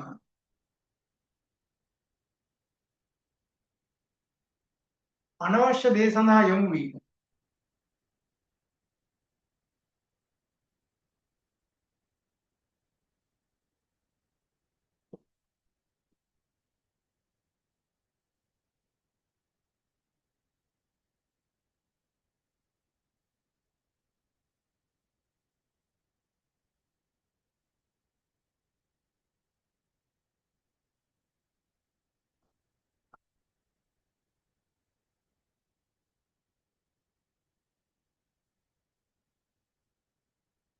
ඊගාට සමාජ සුබ සාධන කාර්යයන් සඳහා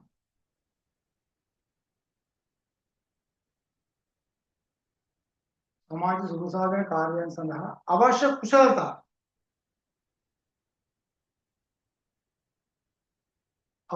කුසලතා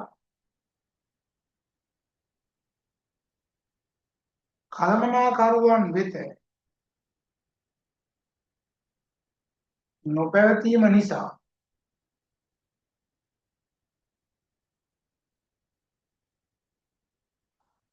ගැටලු ඇතිවීම.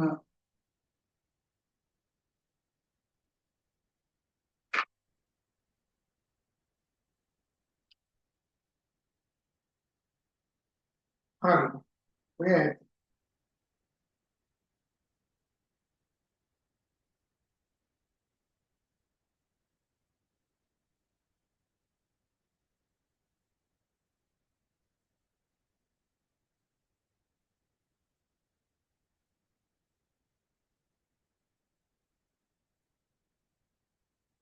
හරිද? දැන් ඔයාලගේ විභාග රේට් එක පික් කරලා ඉවරයි. කවද්ද? 11/23 නොවැම්බර් 23.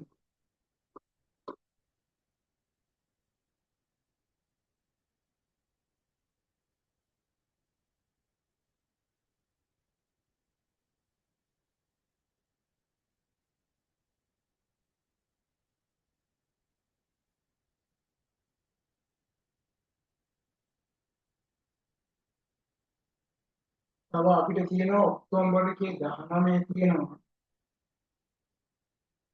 26 තියෙනවා.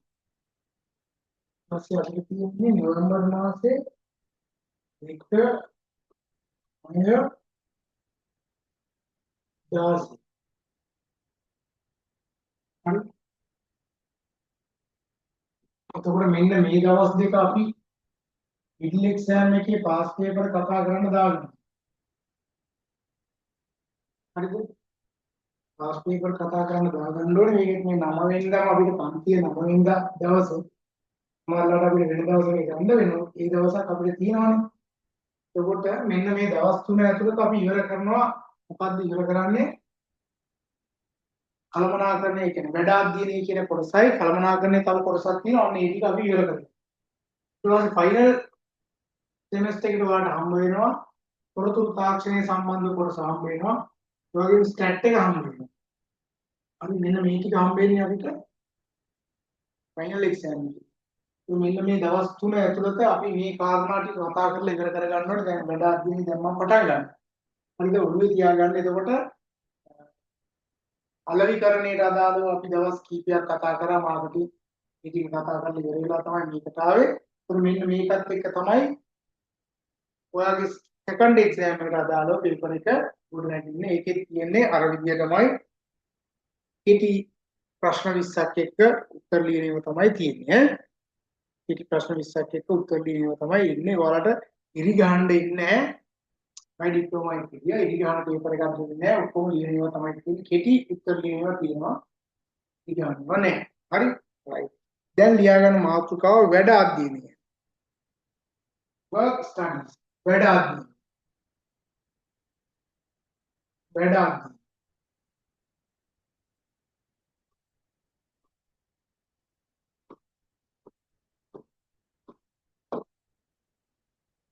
වැඩ අධ්‍යයනය.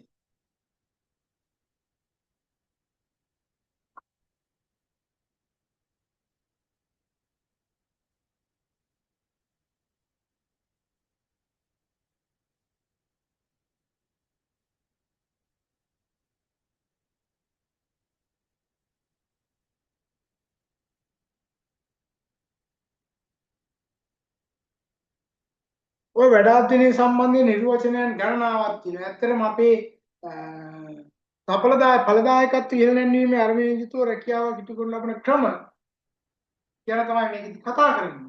ඒතර වැඩ අධ්‍යයනය සහ වැඩ අධ්‍යයනයේ මූලික අරමුණු ඒ කියන්නේ අපි ඵලදායී නොවන නිෂ්ඵල කාර්යයන් තියෙන සමහර දේවල් වල අන්න ඒ ටික ඔක්කොම මුලින්ම පුටා ගන්නවා. ඒ ටික අයින් කරලා දානවා. වැඩ කිරීමේ ක්‍රියා විදි දියුණු කරනවා. හරිද? ඒ වගේම නිෂ්පාදිත නේ ඉහළ නැන්වීම සඳහා අවශ්‍ය කරන වැඩපිළිවෙල, පිරිවැය අවම කර ගැනීමට අවශ්‍ය කරන වැඩපිළිවෙල, සඵලදායීතාවය වර්ධනය කිරීම වගේ දේවල් වලට මූලිකත්වය යොමු කිරීමක් තමයි ඔය වැඩ අධ්‍යයනය තුළ සිද්ධ වෙන්නේ. ඒතර ඇත්තටම වැඩ අධ්‍යයනයක් කියලා කියන්නේ නිසි ලෙස සැලසුම් කරපු ක්‍රියාත්මක කරන ලබන විධිමත් ආයතනික කාර්යභාරයක් තමයි ඔය වැඩ අධ්‍යයනය ASCII සිද්ධ වෙන්නේ. නිර්වචන කීපයක් තියෙනවා. ඒකත් එක්ක වැඩ අධ්‍යයනය කියන්නේ මොකක්ද කියන කාරණාවට අපි එමු. හරි?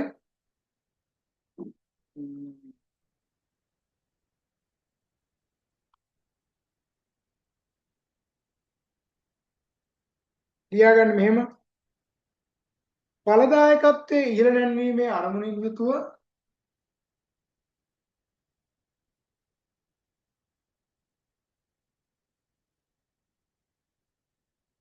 ඵලදායකත්වයේ ඉහළ නැන්වීමේ අරමුණින් යුතුව රැකියාවක් ඉටු කරනු ලබන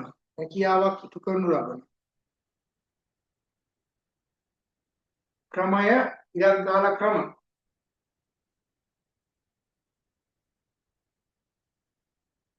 හා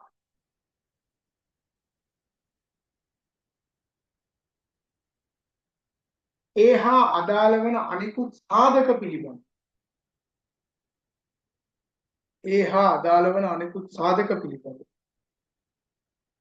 කරනු ලබන විධිමත් අධ්‍යයනයක් ලෙස වැඩ අධ්‍යයනය හඳුනාගත හැක.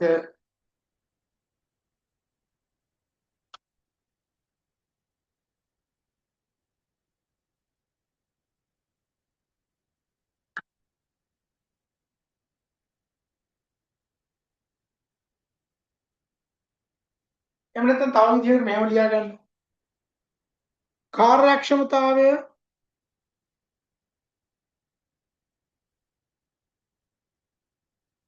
සහ පිරිවැසුම් භාවය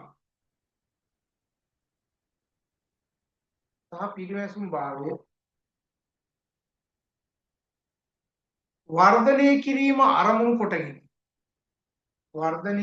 අරමුණු කොටගෙන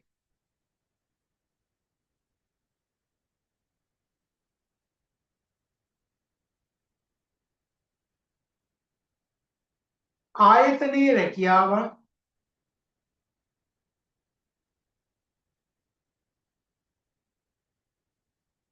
විශ්ලේෂණය කිරීම සහ විභාග කිරීම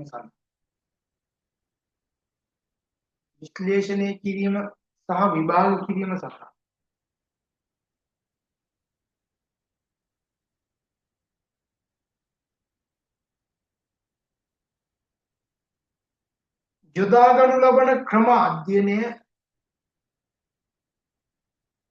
යොදාගනු ලබන ක්‍රම අධ්‍යයනය සහ වැඩමිනු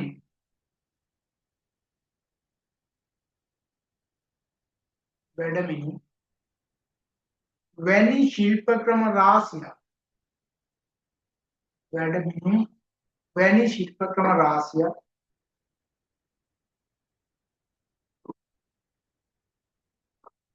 හැඳින්වීම සඳහා උපයෝගී කරගන්න.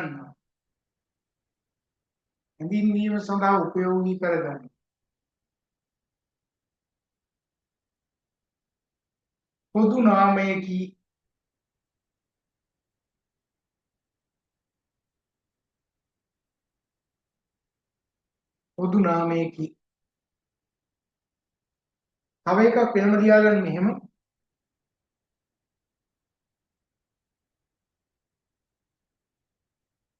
සමස්ත ආයතනික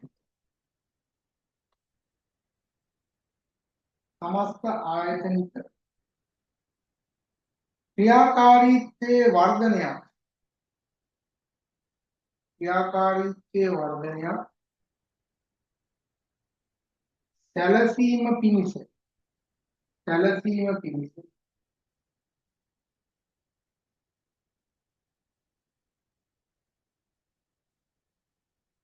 ආයතනයේ මිනිසුන් විසින් ඉටු කරනු ලබන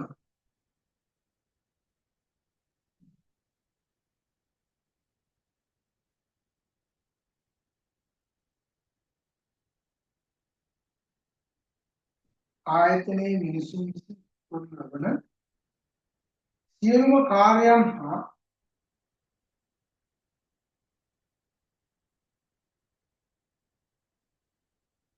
ඒ හා අදාළ සියලුම සම්බන්ධතාවය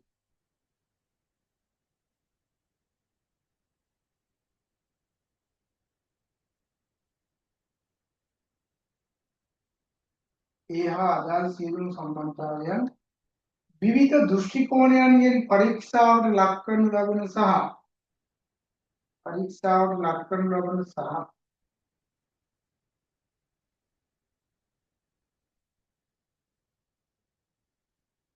විමසීමට ලක් කරනු ලබන විමසීමට ලක් කරනු ලබන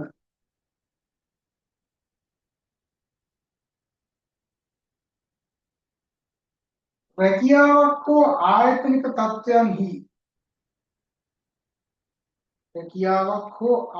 තත්ත්වයන්හි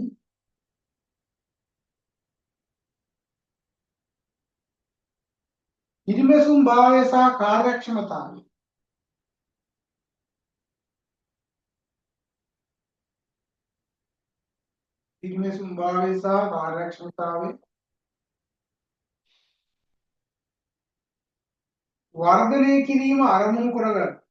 වර්ධනය කිරීම අරමුණු කොටගත්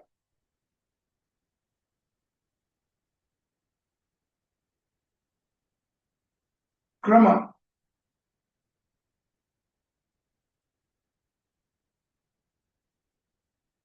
වැඩ අධ්‍යයන වැඩ මිනුම් වැනි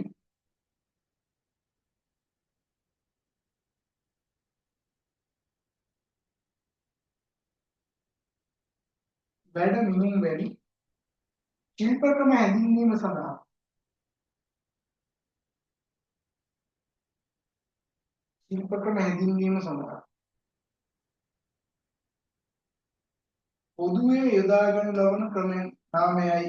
පොදුවේ යොදා ගනු ලබන නාමයයි.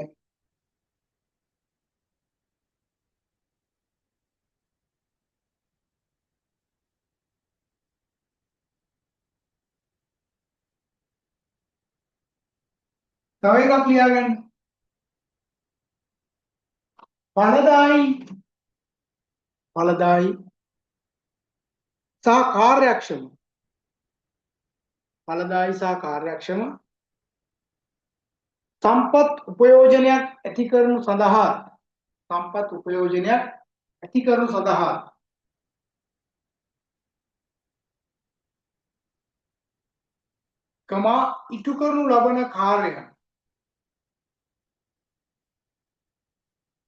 ඉටු කරනු ලබන කාර්යයන් වරහන් ඇතුළේ රැකියාව කියලා වරහන් ඇතුළේ රැකියාව ඉටු කරනු ලබන කාර්යයන් වරහන් ඇතුළේ රැකියාව වරහන් වහලා සඳහා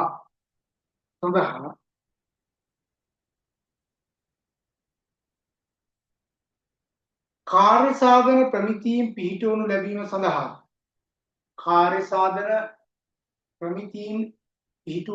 සඳහා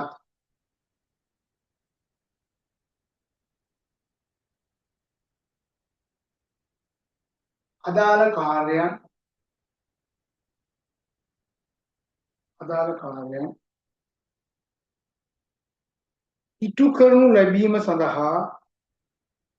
ඉටු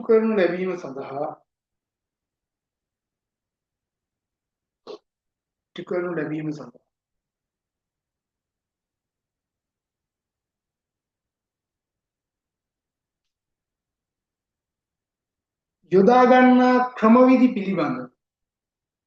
යොදා ගන්නා ක්‍රමවිධි පිළිබඳ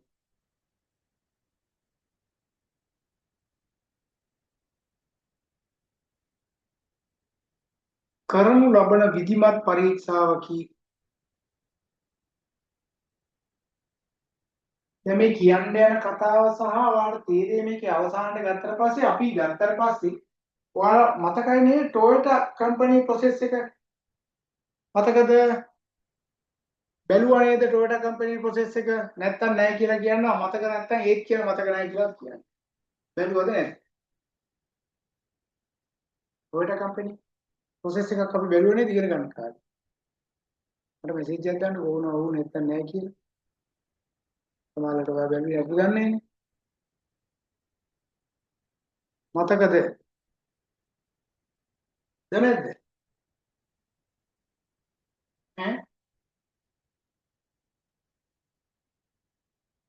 ටොයෝටා කම්පැනි ප්‍රොසෙස් එක මතකද? නෑ සර් නෑ.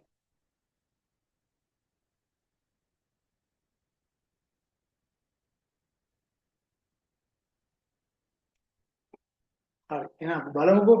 එහෙනම් ඔය කාරණා හතරත් එක්ක මම ටොයෝටා කම්පැනි ප්‍රොසෙස් එක පෙන්නන්නම්. හරි? කම්පැනි ප්‍රොසෙස් එකත් එක්ක තමයි ඔය වැඩ අධ්‍යයනය කියන එක අපිට හොඳට තේරුම් ගන්නත් පුළුවන්. වෙනමම තරුවක් දාලා ලියන්න.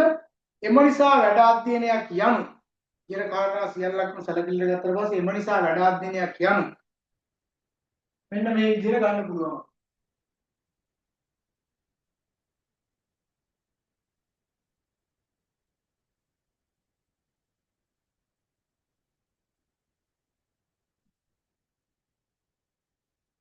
කොහමද ලියාගන්න මෙහෙම නිසි ලෙස සැලසුම් කර ක්‍රියාත්මක කරනු ලබන නිසි ලෙස සැලසුම් කර ක්‍රියාත්මක කරනු ලබන විධිමත් ආයතනික කාර්යයකි විධිමත් ආයතනික කාර්යයකි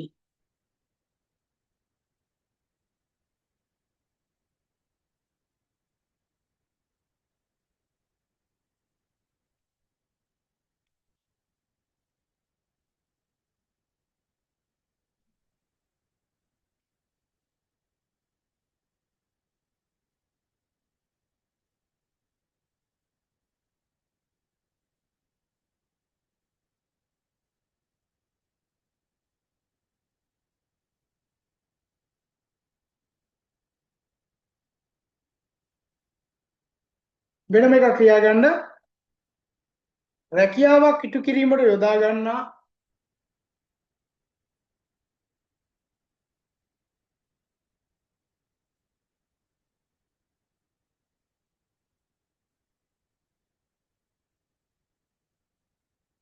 ක්‍රමවිධි සහ අදාළ අනෙකුත් සාධක පිළිබඳ ක්‍රමවිධි සහ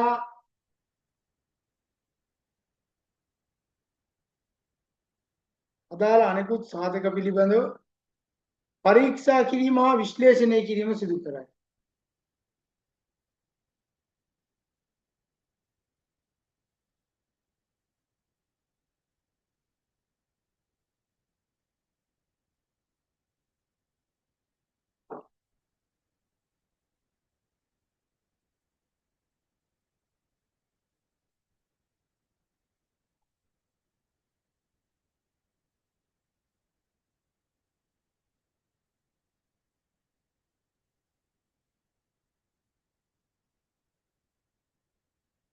ඊගායක අනවශ්‍ය සම්පත් නාස්තිය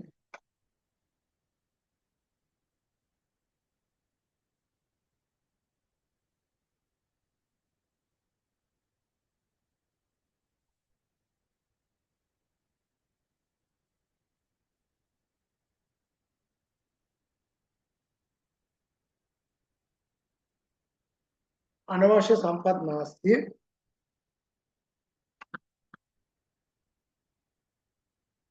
වරායන දණ්ඩ අකාර්යක්ෂම සම්පත් උපයෝජනය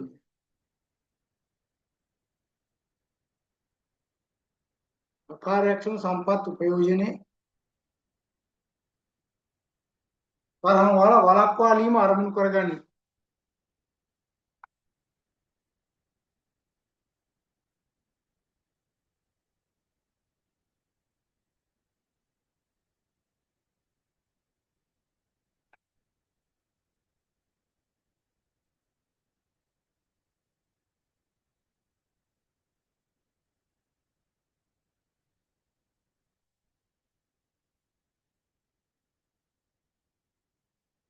වෙනම ලියා ගන්න ඉහත අරමුණු ළඟා කර ගැනීම සඳහා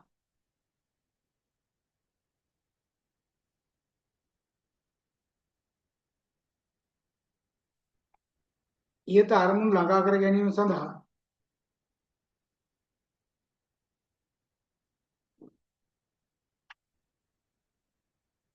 කාර්ය සාධන ක්‍රමයන්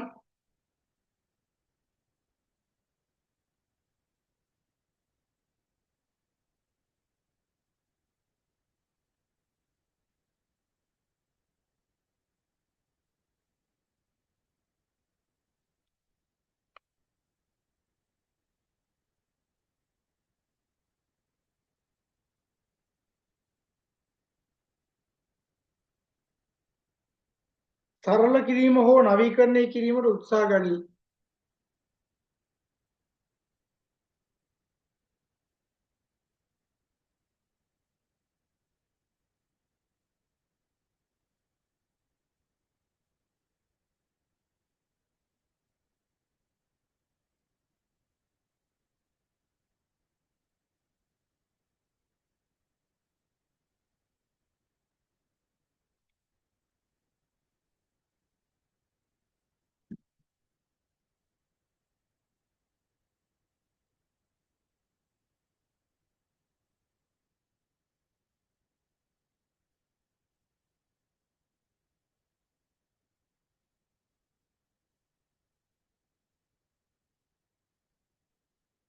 හරි. මේ බලන්නකෝ.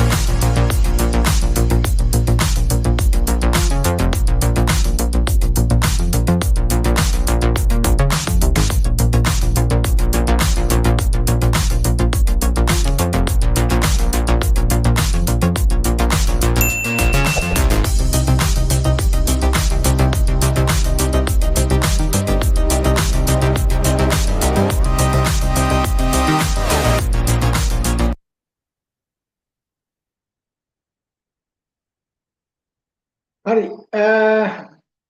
පැහැදිලි නේද? දැන් ඒකේ දැක්කද ඔය කියන දේවල් පිළිබඳව ක්‍රම අධ්‍යයනයේ පිළිබඳ වැඩ අධ්‍යයනයේ ඒ දේවල් පිළිබඳව හොයලා බලන එක තමයි එතන කරන්නේ. ඒක ඇත්තටම මේ වගේ චූටි චූටි දේවල් හොයලා ඒතර දැන් අපි දැක්ක රොබෝ තාක්ෂණ හොඳට එයා පාවිච්චි කරලා තිබුණා නේද? රොබෝවරු පාවිච්චි කරලා තිබුණා විශාල වශයෙන්. දැන් ඇත්තටම ඉස්සර ඔයිට කලින් මම අවුරුදු ගානකට කලින් Toyota කම්පැනි ප්‍රොසෙස් එකක් බලනකොට මිනිස්සු ගොඩාක් වැඩ කරනවා. හැබැයි අද ඒ ගොඩාක් ඒවට රොබෝ තාක්ෂණي පාවිච්චි කරලා තියෙනවා. හරි? එතකොට අදටත් මිනිස්සු වැඩ කරනවා. නමුත් විශාල වශයෙන් අදදී රෝබෝවරු සම්බන්ධ කරලා තියෙන මේ මැෂින් බලන්න කෑල්ලෙන් කෑල්ල සම්බන්ධ වෙන තව විදින්න තව වලට නට් එක දාන්න පේන්ට් කරන්න මේ කෑලි කියනවා සෙට් කරන්න ඒ ඔක්කොටම අද මේ කියන විදිහට පාවිච්චි කරලා තියෙන ඔය කියන කතා කරන වැඩ අධ්‍යයනයේ ක්‍රමාධ්‍යයනය තමයි අපි මේ කතා කරන්නේ. ඒ ක්‍රම විදි හොයලා හොඳ මේක මොකද්ද කියලා බලලා ඒ දේ කරනවා. ඕකේ යටින් ලියාගෙන ඵලදායකත්වයේ ඉහළ නැංවීම අවසාන ඉලක්කය ලෙස හඳුනා ගනී. ඵලදායකත්වයේ ඉහළ නැංවීම අවසාන ඉලක්කය ලෙස හඳුනා ගනී.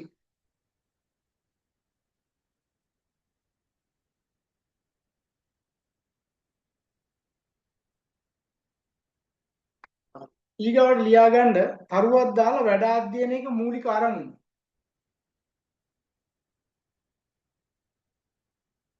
අපි කියන්නේ purpose of work study එකේ මොකක්ද purpose එක? අරමුණ මොකක්ද? වැඩ අධ්‍යයනයක මූලික අරමුණ.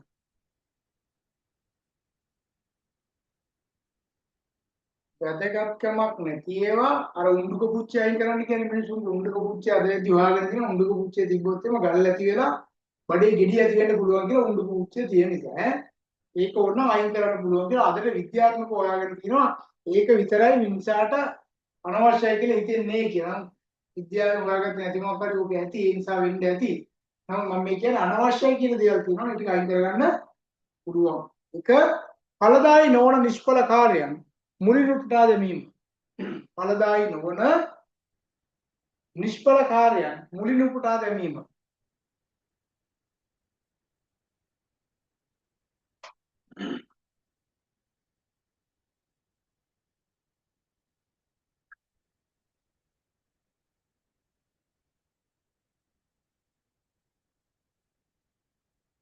ඊගායක වැඩ කිරීමේ ක්‍රම විදි දියුණු කිරීම ඒක බලනවා කොයි විදිහට හදන්න පුළුවන් කොයි විදිහට කැලි දාන්න පුළුවන් මැෂින් එකක් දාගන්න මේ ඔක්කොම බලලා හොඳම දෙයක් ඔකට සෙට් කරගන්නවා වැඩ කිරීමේ ක්‍රමවිදි දියුණු කිරීම වැඩ කිරීමේ ක්‍රමවිදි දියුණු කිරීම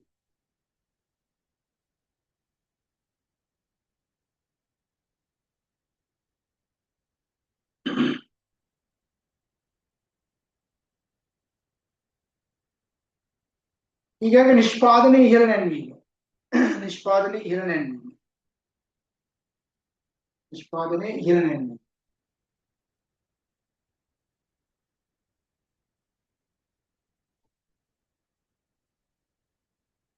ඊගාක පිරිවැය අවම කිරීම පිරිවැය අවම කිරීම නිෂ්පාදනයේ ඉහළ නැන්වීම පිරිවැය අවම කිරීම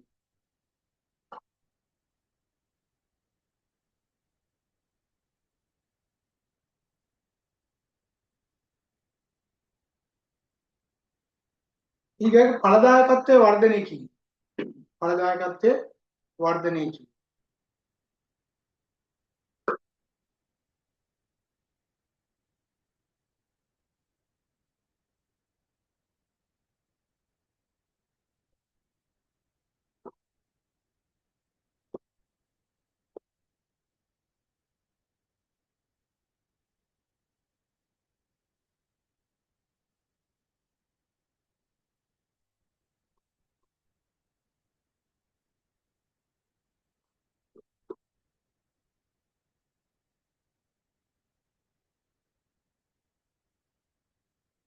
ඊගාට යන ක්‍රමාධ්‍යයනය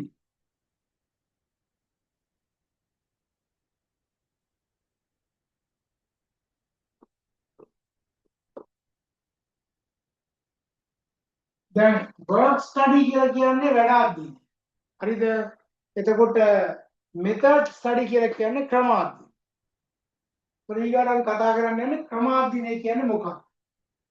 ඊයන් තරුවක් දාලා ක්‍රමාධ්‍යයනය.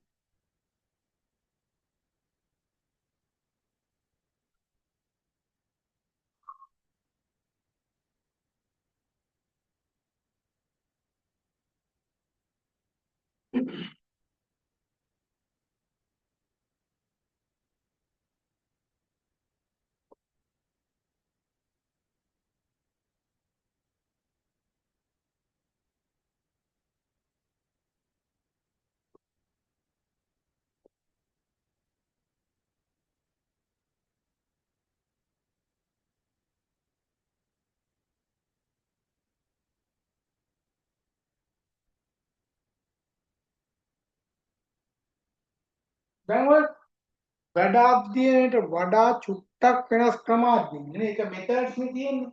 ඒතර මෙන්න මේක අහලා බලාපොරොත්තු වෙන ප්‍රශ්න ගණනාවකට උත්තර හොයන්න. මෙහෙම ලියා ගන්නකො. යම් කිසි රැකියාවක් ඉටු කිරීමට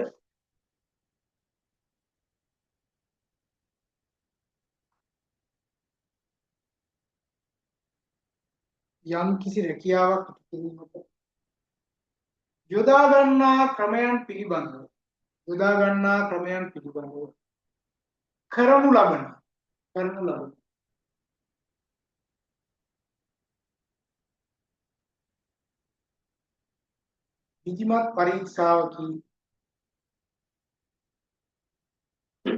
විධිමත් පරීක්ෂාවකි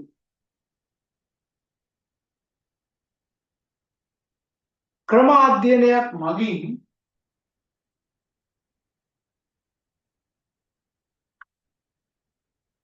පහත සඳහන් වන්නා වූ ප්‍රශ්නවල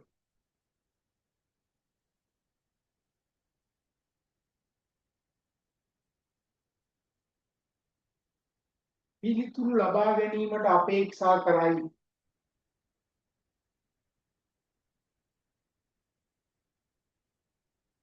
පළවෙනි කියන්නේ කරන්නේ කුමක්ද? what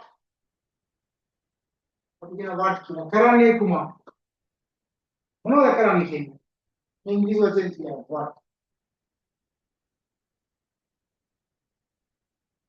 කරන්නේ කුමක්ද? ඔකට ප්‍රශ්නේ උත්තරයක් ගන්න. කුමන අවස්ථාවේදීද වෙන්නේ?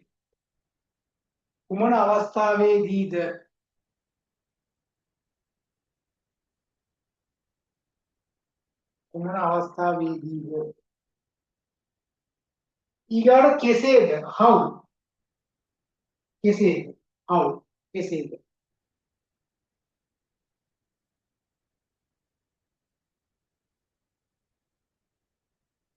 ඊගාට කවුරුන් විසින්ද? who කවුරුන් විසින්ද?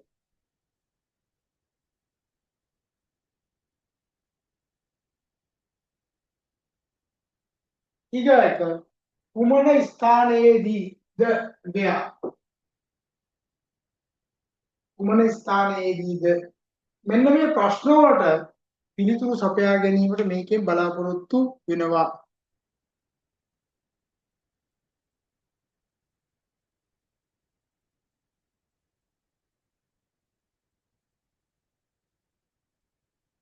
යටියන් මීට අමතරව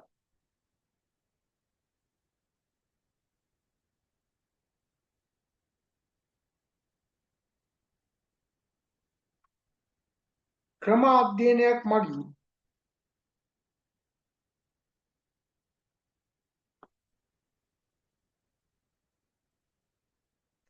පහත් කරුණු කෙරෙහි අවධානය යොමු කරයි.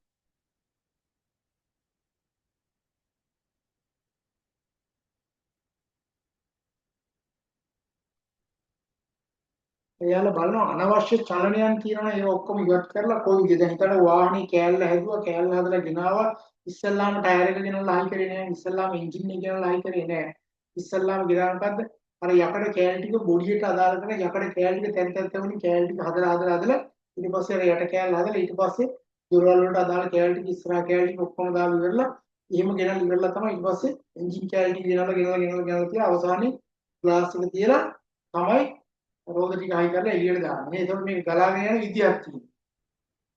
ලියාගන්න තරු දාලා ලියාගන්න අනවශ්‍ය චලනයන් ඉවත් කිරීම මගින්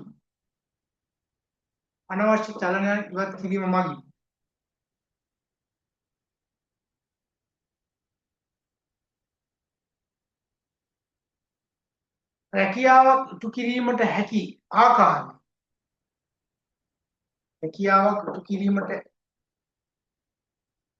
හැකි ආකාරය හොයා ගැනීමට උත්සාහ ගනී.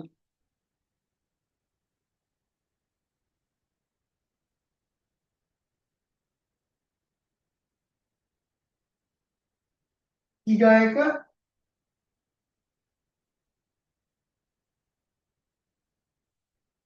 ක්‍රම අධ්‍යයනයක් විසින්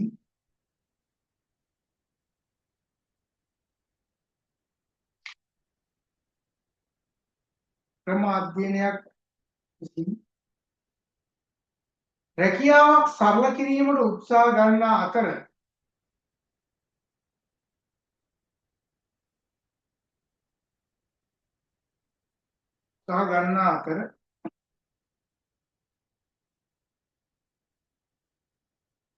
අදාළ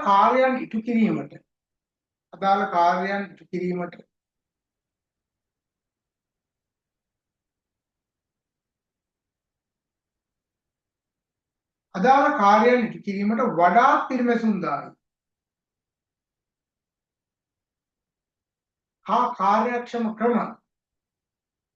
හා කාර්යක්ෂම ක්‍රම හඳුනා ගැනීම.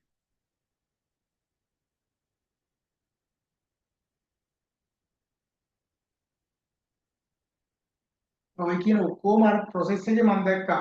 හරි ඔයාලත් දැක්කා. කීපය ලියාගන්නකො. ඊගොල්ල වැඩ උපකරණ සහ වෙනම ලියාගන්න. වැඩ උපකරණ සහ පරිසරය සැලසුම් කිරීම.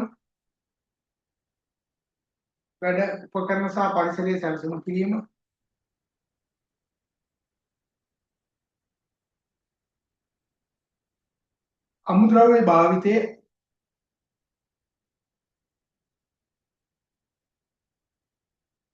මෙවලම් පරිහරණය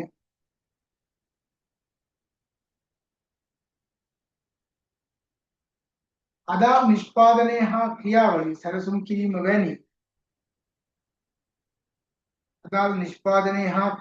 සැලසුම් කිරීම වැනි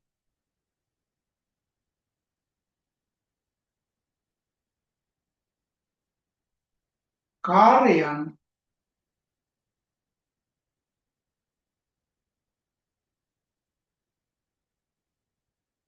සාර්ථකව ඉටු කිරීම සඳහා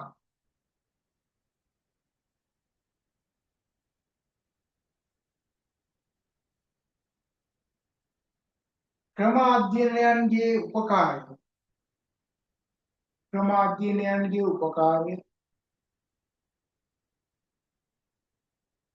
ආයතනයට වැදගත් වේ. නැත්නම් අත්‍යවශ්‍ය වේ.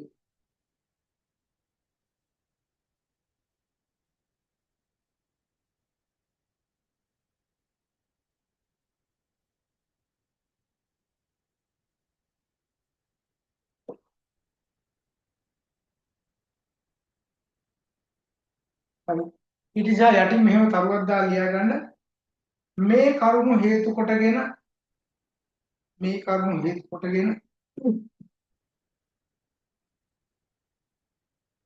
ක්‍රම අධ්‍යයනයක් යනු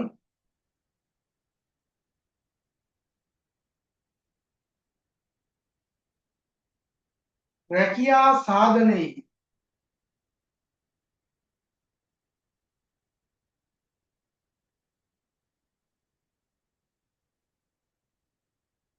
වර්ධනයක් සැලසීම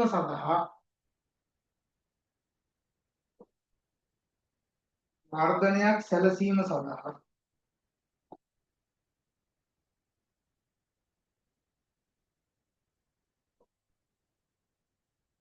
වැඩ කටයුතු සිදු කරන ආකාරය පිළිබඳව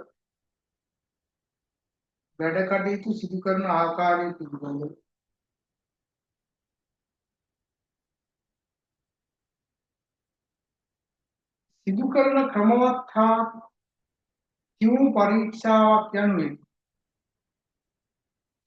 ක්‍රමවත් හා තියුණු පරීක්ෂාවක් යනුවෙන් හඳුනාගත හැක.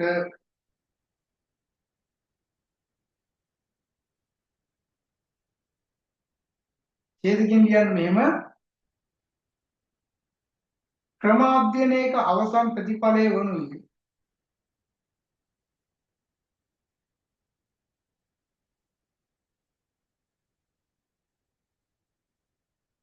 වැඩ ප්‍රමිත ස්ථාපිත කිරීමයි.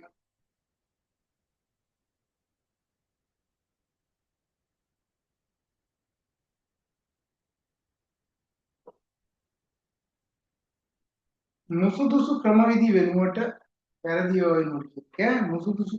වෙනුවට යෝග්‍ය ක්‍රමවිධි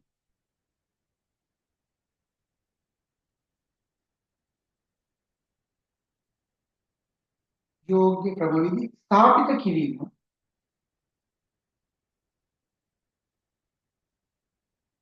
ඵලදායකත්වයේ වර්ධනයට හේතු වනු ඇත.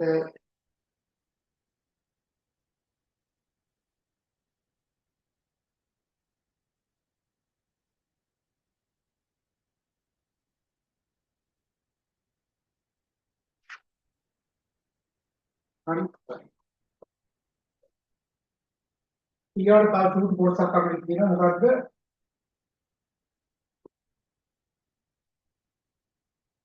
වැඩ මැනීම. ඊළඟ වැඩ මැනීම.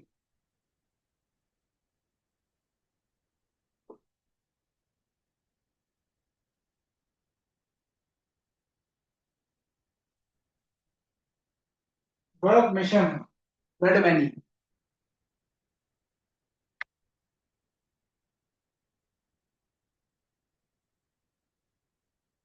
දැන් වැඩ මැනීම සම්බන්ධයෙන් අපි කතා කරනකොට මේකේ හංගා ගන්න පුළුවන් කාරණා කීපයක්. හරිද?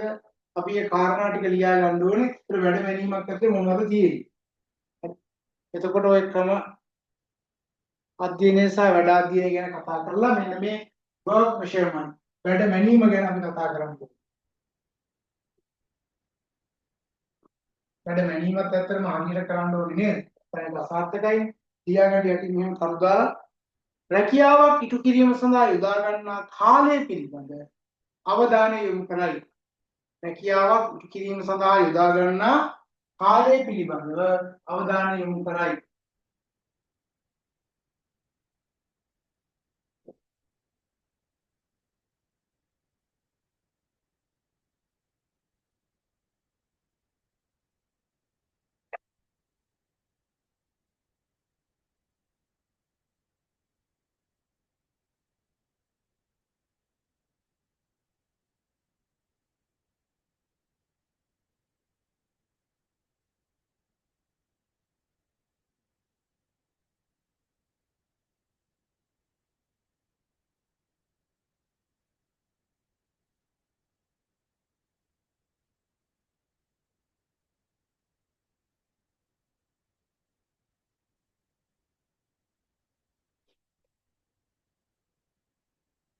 ඊගායක යම් කාර්යයක් කුමන අවස්ථාවේදී ඉටු කළ යුතුද සහ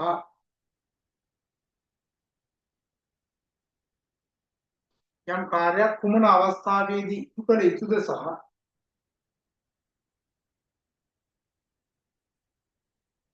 අදාළ කාර්යය ඉටු කිරීම සඳහා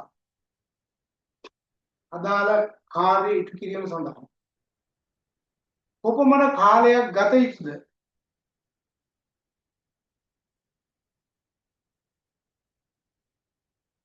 යන ප්‍රශ්න සඳහා පිළිතුරු සපයයි.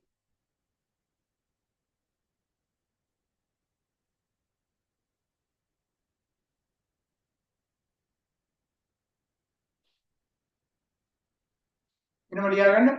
යම් නිශ්චිත කාර්යයක්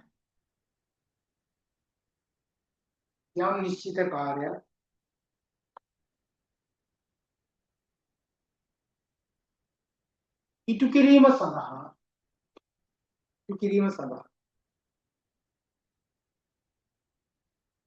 වැය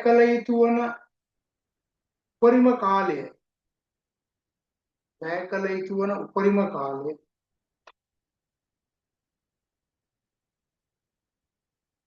නිශ්චය කිරීම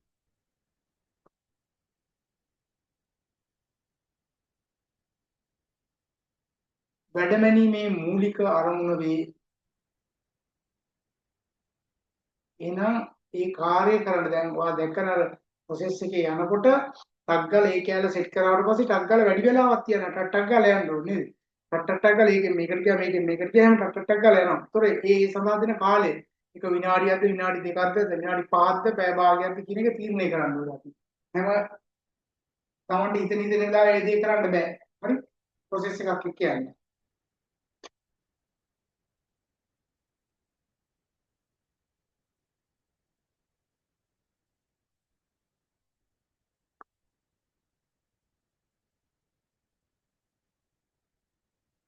වෙනම ඡේදකින් ලියන්න. මේ නිසා වැඩමිනුම් යන්න. මේ නිසා වැඩ මැනීම නැත වැඩමිනුම් යන්න.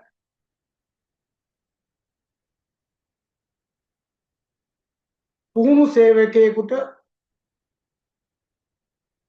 පුහුණු වේ නොපුහුණු නේ පුහුණු. පුහුණු සේවකයෙකුට නිශ්චිතව දක්වන ලද වේගයකින් නිශ්චිතව දක්වන ලද වේගයකින් යුක්තව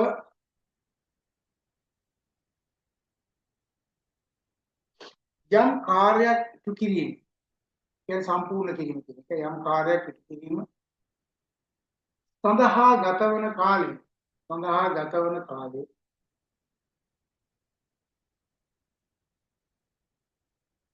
නියම කර දැක්වීමේ සහ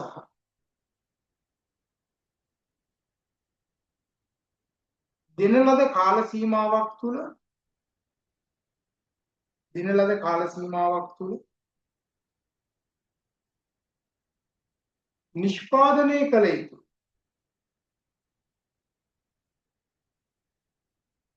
අවම ඒකක සංඛ්‍යාව මැන දැක්වීමේ කාර්යය ලෙස හඳුනා ගනී.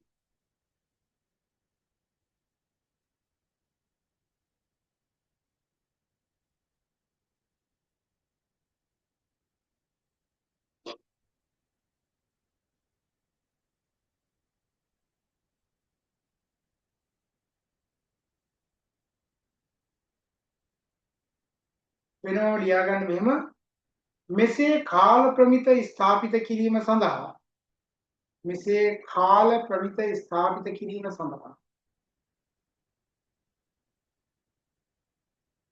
වැඩ ක්‍රම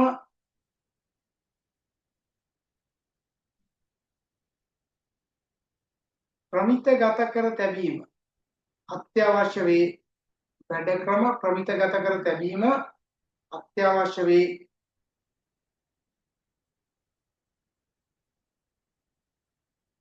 මක්නිසාදය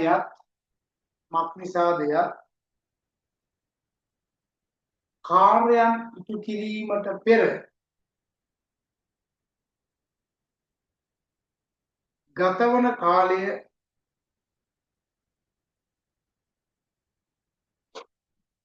කාලය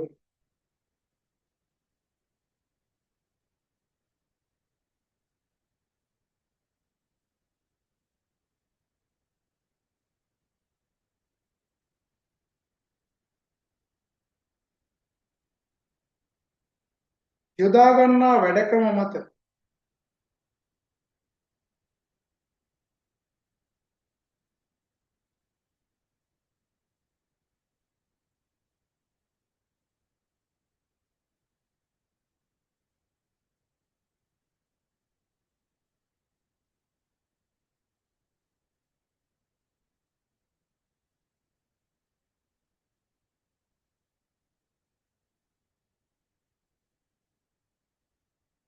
රඳා පවතින බැවිනි.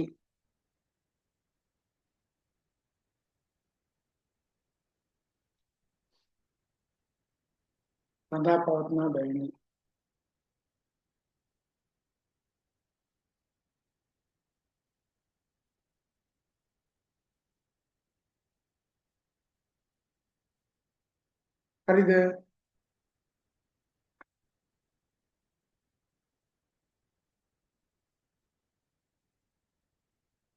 දැන් ලියන්න කරුවක් දාලා මෙන්න මෙහෙම වැඩ අධ්‍යයන ශිල්පක්‍රම ආයතනයේ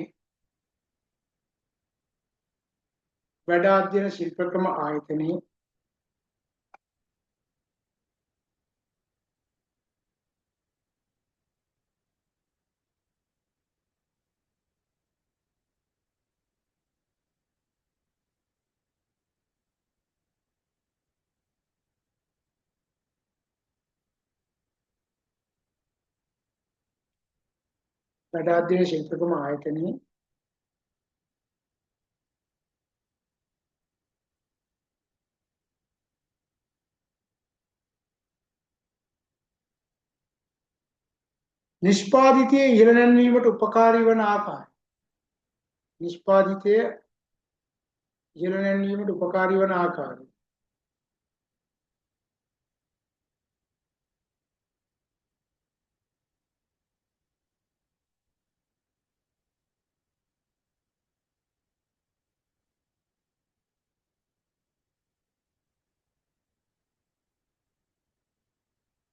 පහත පරිදි හඳුනාගත හැක.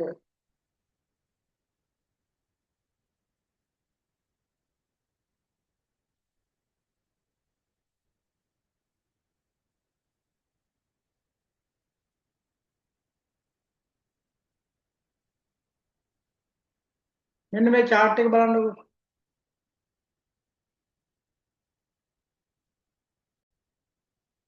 මෙන්න මේ chart එක උතෙන්ට දාගන්න.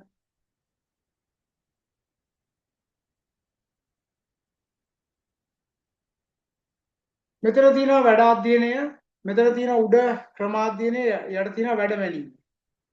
හරි. එතකොට වැඩ අධ්‍යයනය මගින් ඇත්තටම ක්‍රමාධ්‍යයනයයි වැඩ මැනීමයි දෙකම සාර්ථක වුණොත් එහෙම මේ ක්‍රමාධ්‍යයනය මගින් රැකියාවල සරල කිරීම හා රැකියාව ඉටු කිරීම සඳහා වඩාත් පිරිමැසුම්දායී සහ කාර්යක්ෂම ක්‍රම දියුණු කිරීම සිද්ධ වෙනවා. ඊගාට වැඩ මැනීම තුළින් රැකියාව ඉටු කිරීම සඳහා කොපමණ කාලයක් ගත යුතුද යන තීරණය කිරීම තුළ අවසානයේ ඉහළ ඵලදායකත්වයක් ළඟා කරගන්න පුළුවන්. right.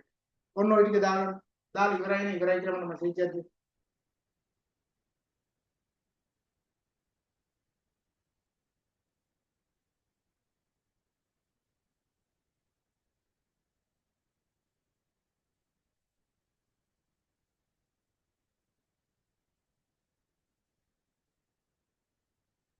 හරි.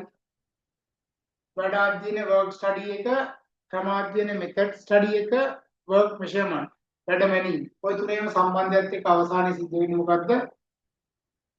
ඉහළ ඵලදායකත්වයක් ළඟා කරගන්න පුළුවන්. හරි. හරියට දාගන්න.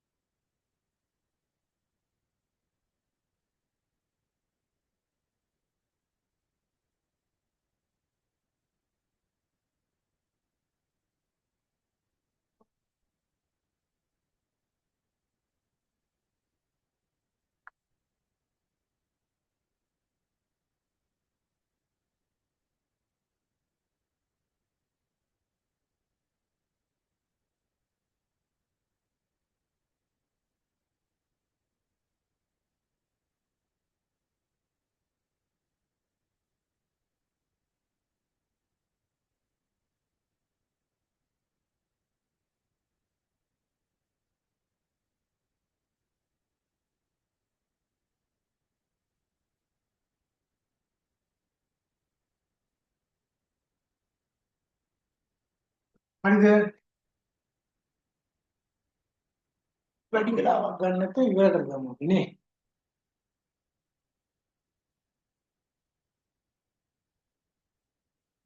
වැඩ අධ්‍යයනය, ක්‍රමාධ්‍යයනය, වැඩ මැනීම. වැඩ අධ්‍යයනයේ කැලේ දෙකක් තියෙනවා. ක්‍රමාධ්‍යයනයේ තුල රැකියාව සරල කිරීම සහ රැකියාව ඉටු කිරීම සඳහා වඩාත් පිරිමැසුම්දායී කාර්යක්ෂම ක්‍රම දියුණු කිරීම තමයි ක්‍රමාධ්‍යයනයේ මගින් කරන්නේ. එතකොට රිසර්ච් ඇන්ඩ් මෙතොලොජි සම්බන්ධයෙන් වෙනම කණ්ඩායම් ඉන්නවනේ ආයතනවල පරිශන හා සංවර්ධන. හරි. රයිට්. ඒකත් එක්ක බලලා එහෙනම් ඔන්න ওই ටික මම ඔතනින් ඉවර කරනවා. හරි නේද? ක්‍රමාධ්‍යයනය වැඩමැනීම ඉහළ ඵලදායකත්වය. ඉවරයිනේ? ඉවරයි. එතකොට එහෙනම් අපි අදට ඔය ටික ඉවර කරනවා. පරිපාලන න්‍යාය පිළිබඳව මට කරුණු කාරණා ටිකක් කතා කරන්න තියෙනවා. ඊට පස්සේ කයිසන් ගැන කතා කරන්න තියෙනවා. ජපාන් කළමනාකරණය ගැන කතා කරන්න තියෙනවා. ඒක සම්බන්ධයෙන් මම ලබන සතියේ කතා කරන්න. එතකොට දැන් ඔයාගේ ඇඩ්මිෂන් එක ගන්න පුළුවන්. මේ සතියේ ඉඳන් ඇඩ්මිෂන් ගන්න පුළුවන්.